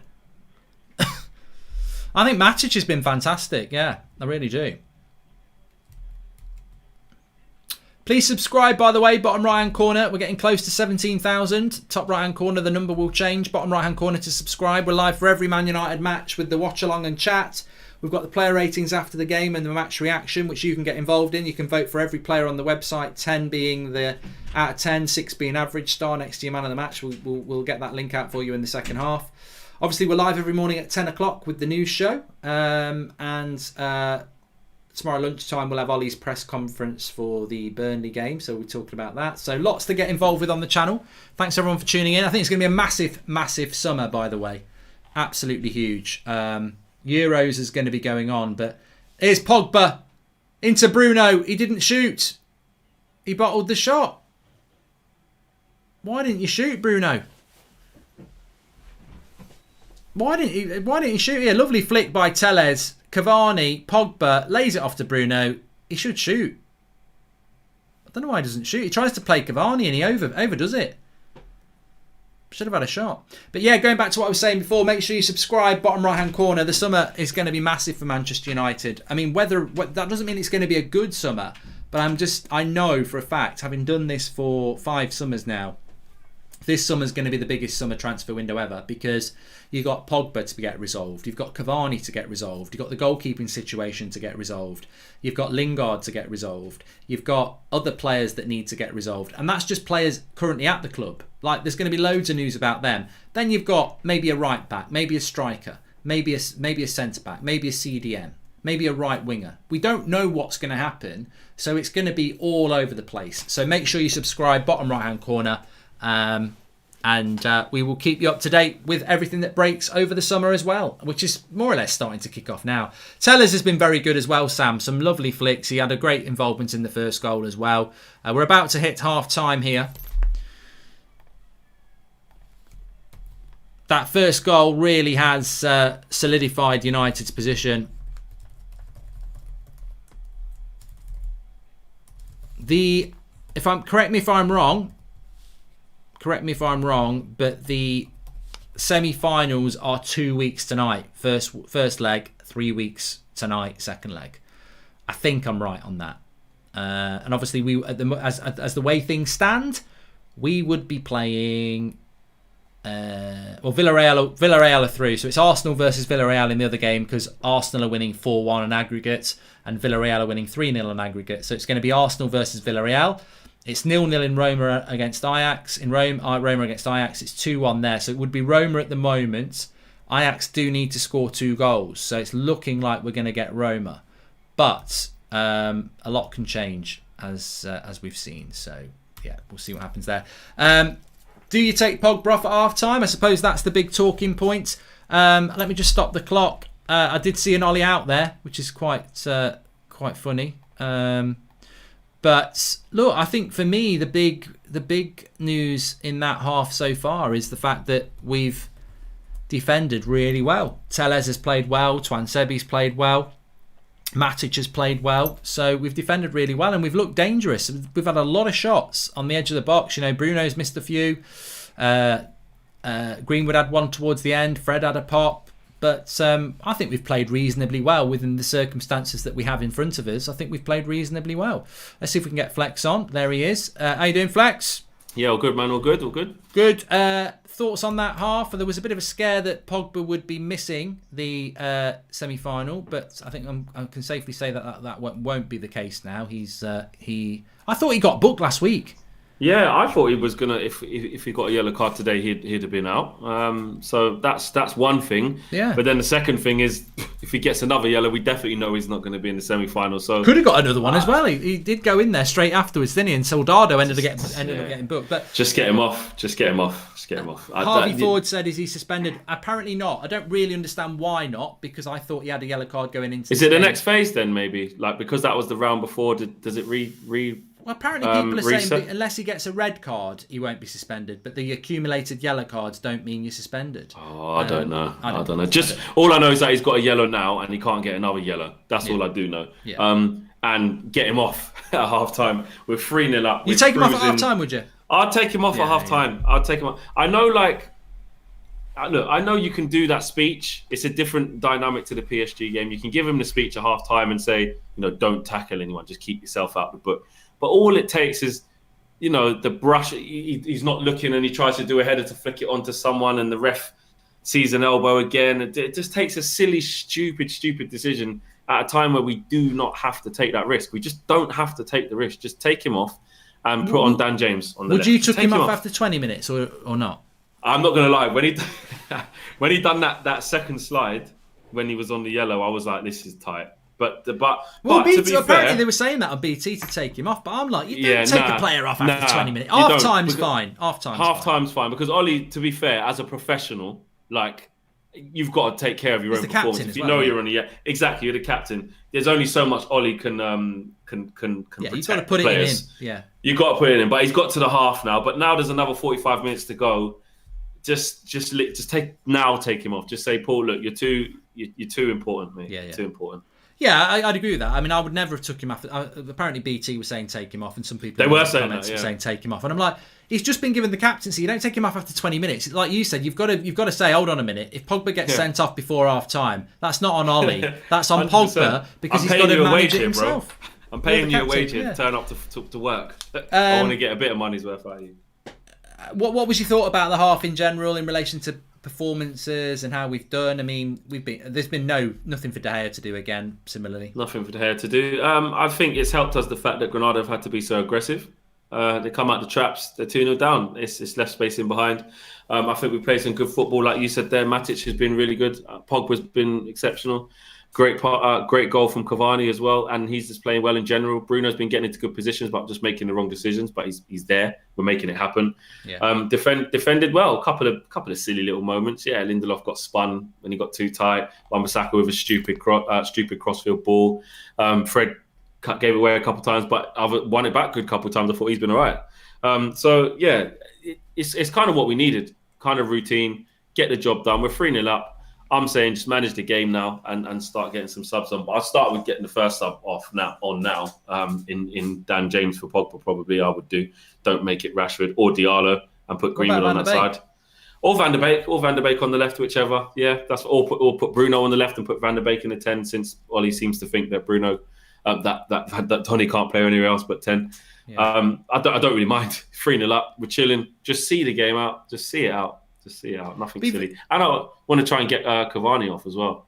Yeah, well, it'd be not very now, interesting. but yeah. It'd be very interesting if he decides to, and I think he will do this. I think he's going to bring Rashford on, which to me makes absolutely no sense. But I'll go mad if he does that. Well, it's favouritism, isn't it? If he does that, that's like Rashi. I promised you half an hour, and it's like I know Rashford wants to play, but there is absolutely no point in putting him on. And also, I'll just say this: whether he's promised him or not. This is not about what's good for Rashford. This is about what's good for Diallo. This is about what's good for Van der Beek. This is about what's good for players that don't get any game time. He's got to not use Rashford and use his subs for people who need a bit of a game time, I think. Yeah, he does. Exactly. Rashford, clearly, he said his foot's still sore. I'm going to give him, the way he was speaking about it was like it's, before one of the biggest games of the season, I'm going to give him every, I need him available and stuff like that. You don't need him available for this game. You don't. Today's a day where you can literally say, yo, chill at home, watch BT. You don't need to play in this game. Especially now we're 3-0 up at half time. My God, what does he need to play for? Let his ankle rest. I'd be sending him back in the tracksuit, mate. Say go get changed. Well, that first goal actually is fantastic, isn't it? Brilliant goal. Yeah, Pogba means the that. perfect time as well. Pogba means that. Pogba really means that, and it's a really deliberate backwards header. He knows where Cavani is. That's not just trying to head it into an area and hope someone's there. He's well aware of Cavani that he's there. And Cavani, you look at his last few finishes. The goal against Spurs that got chalked off, left foot. The left foot shot that he forced across from Lloris, weaker foot, and today with a great volley as well. He's proven that whether it's left foot, headers, stronger foot, obviously he's going to be dominant on, that he can finish. And his link-up play in general has just been really good. He's just spot on. I think it shows what we've been saying before is that, people talk about, we need Cavani, we need this, we need that. We need Haaland, we need Kane. If you give our strikers the chance, why do you need Haaland and Kane? Like Cavani's shown in the last two. I mean, I can think of games where we've been talking about Cavani said he's had a bad game today, but really he's had nothing. Yeah. He's had no service. Last Literally two games, passing him by. He's had 2 chances and he's took them. I mean, he's not had 3 chances in that half. He's had 1 and he's took it. Yeah. Didn't have 3 chances against Spurs. He had 2. 1 shouldn't have been disallowed, and the other one was given. So I just think if you give him the games, you give him the game. You give him and he had the shot that actually parried to Fred for the first goal, which he could have scored that too. So exactly, we're seeing him more involved because we're using him, because we're getting the ball to him, we're getting into areas where we can use his game, and that's all it has been. I mean, it is refreshing to see, because I'm not going to lie, I was saying it's getting a bit stale. He clearly hasn't made his mind up. He's not fit. Are we better without Rashford? Somebody just said that. Are we better without Rashford? I don't think you can answer that question because the evidence isn't there. But what I like about we're not, though. He scored too much from that position. I don't think you can say it, but I think hopefully what the person is saying, because I hope they're genuinely not saying let's get rid of Rashford. But what I like about it is, I wouldn't say we've missed Rashford, because you've got Pogba, Greenwood, Cavani, Bruno, and it works. That's the key. Marcus Rashford's a fantastic player, but you want that depth, because Raheem Sterling didn't even play for Man City last night in a massive game, and that's what you want. And all of a sudden he's not good anymore, and he's crap, and he's this. Exactly, that's just what it is. I think it's new toy syndrome. We said this after the Spurs game, we were talking about it in the fan forum, loads of people saying it in the comments. And I was like, guys, let's not be these spoilt brat fans where we're just going to forget that Rashford had his best ever scoring season last year and has doubled down on that this year. Donny's coming on second half, Lex. I'm just going to go for a quick wig. You can talk about that. Donny's warming up. He's coming on second half. So I thought you just said Ollie. No, it probably would bring Ollie on before him. Just to finish off, just to finish off on the Rashford situation. No, I think it's too easy to just say, we're way better without Rashford. That's disrespectful, man. The kids had a great season last year, highest numbers. He's done it again this year. 20 goals. That's what we've been asking all of our forwards to do, and he's the only one who's been able to do it back to back. So put respect on his name. Donny's coming on. Who's he coming on for, guys? Is it Pogba? Hopefully it is Pogba. I'm just trying to see here. If it is Pogba, then great. There's no need for Paul Pogba to be playing in this game. You pull him in and you say, listen, Paul Pogba, get off. I need you in the semi-final. You've had 45 minutes. You got yourself an assist. And slap Donny on the left, or just put Bruno on the left and put Donny in the middle. It's really not that deep. Is it Pogba? Everyone's saying Pogba? Yeah, it looks like it is Pogba. It better be Pogba anyway. And go see the game out. This is what we want. We needed that early goal, man. Get the early goal. Someone just said there, Flex thoughts on Fred. I think he played well. From Abdul and the free seats. Yeah, I do think he played well. Man. You're always going to give the ball away here or there, but I think Fred had a steady game. He was getting about a bit. One time, Wan-Bissaka was out of position. He got back just towards the end of the half. He makes the block. He's saying, "Come on, man, you need to do your job." But I like it. Flex, you are anti-Pogba, says Jobs. I don't know how you've got that from what I've just said. I think you're anti-me by saying that. I've literally just said Paul Pogba needs to come off because we need him, because he's that good.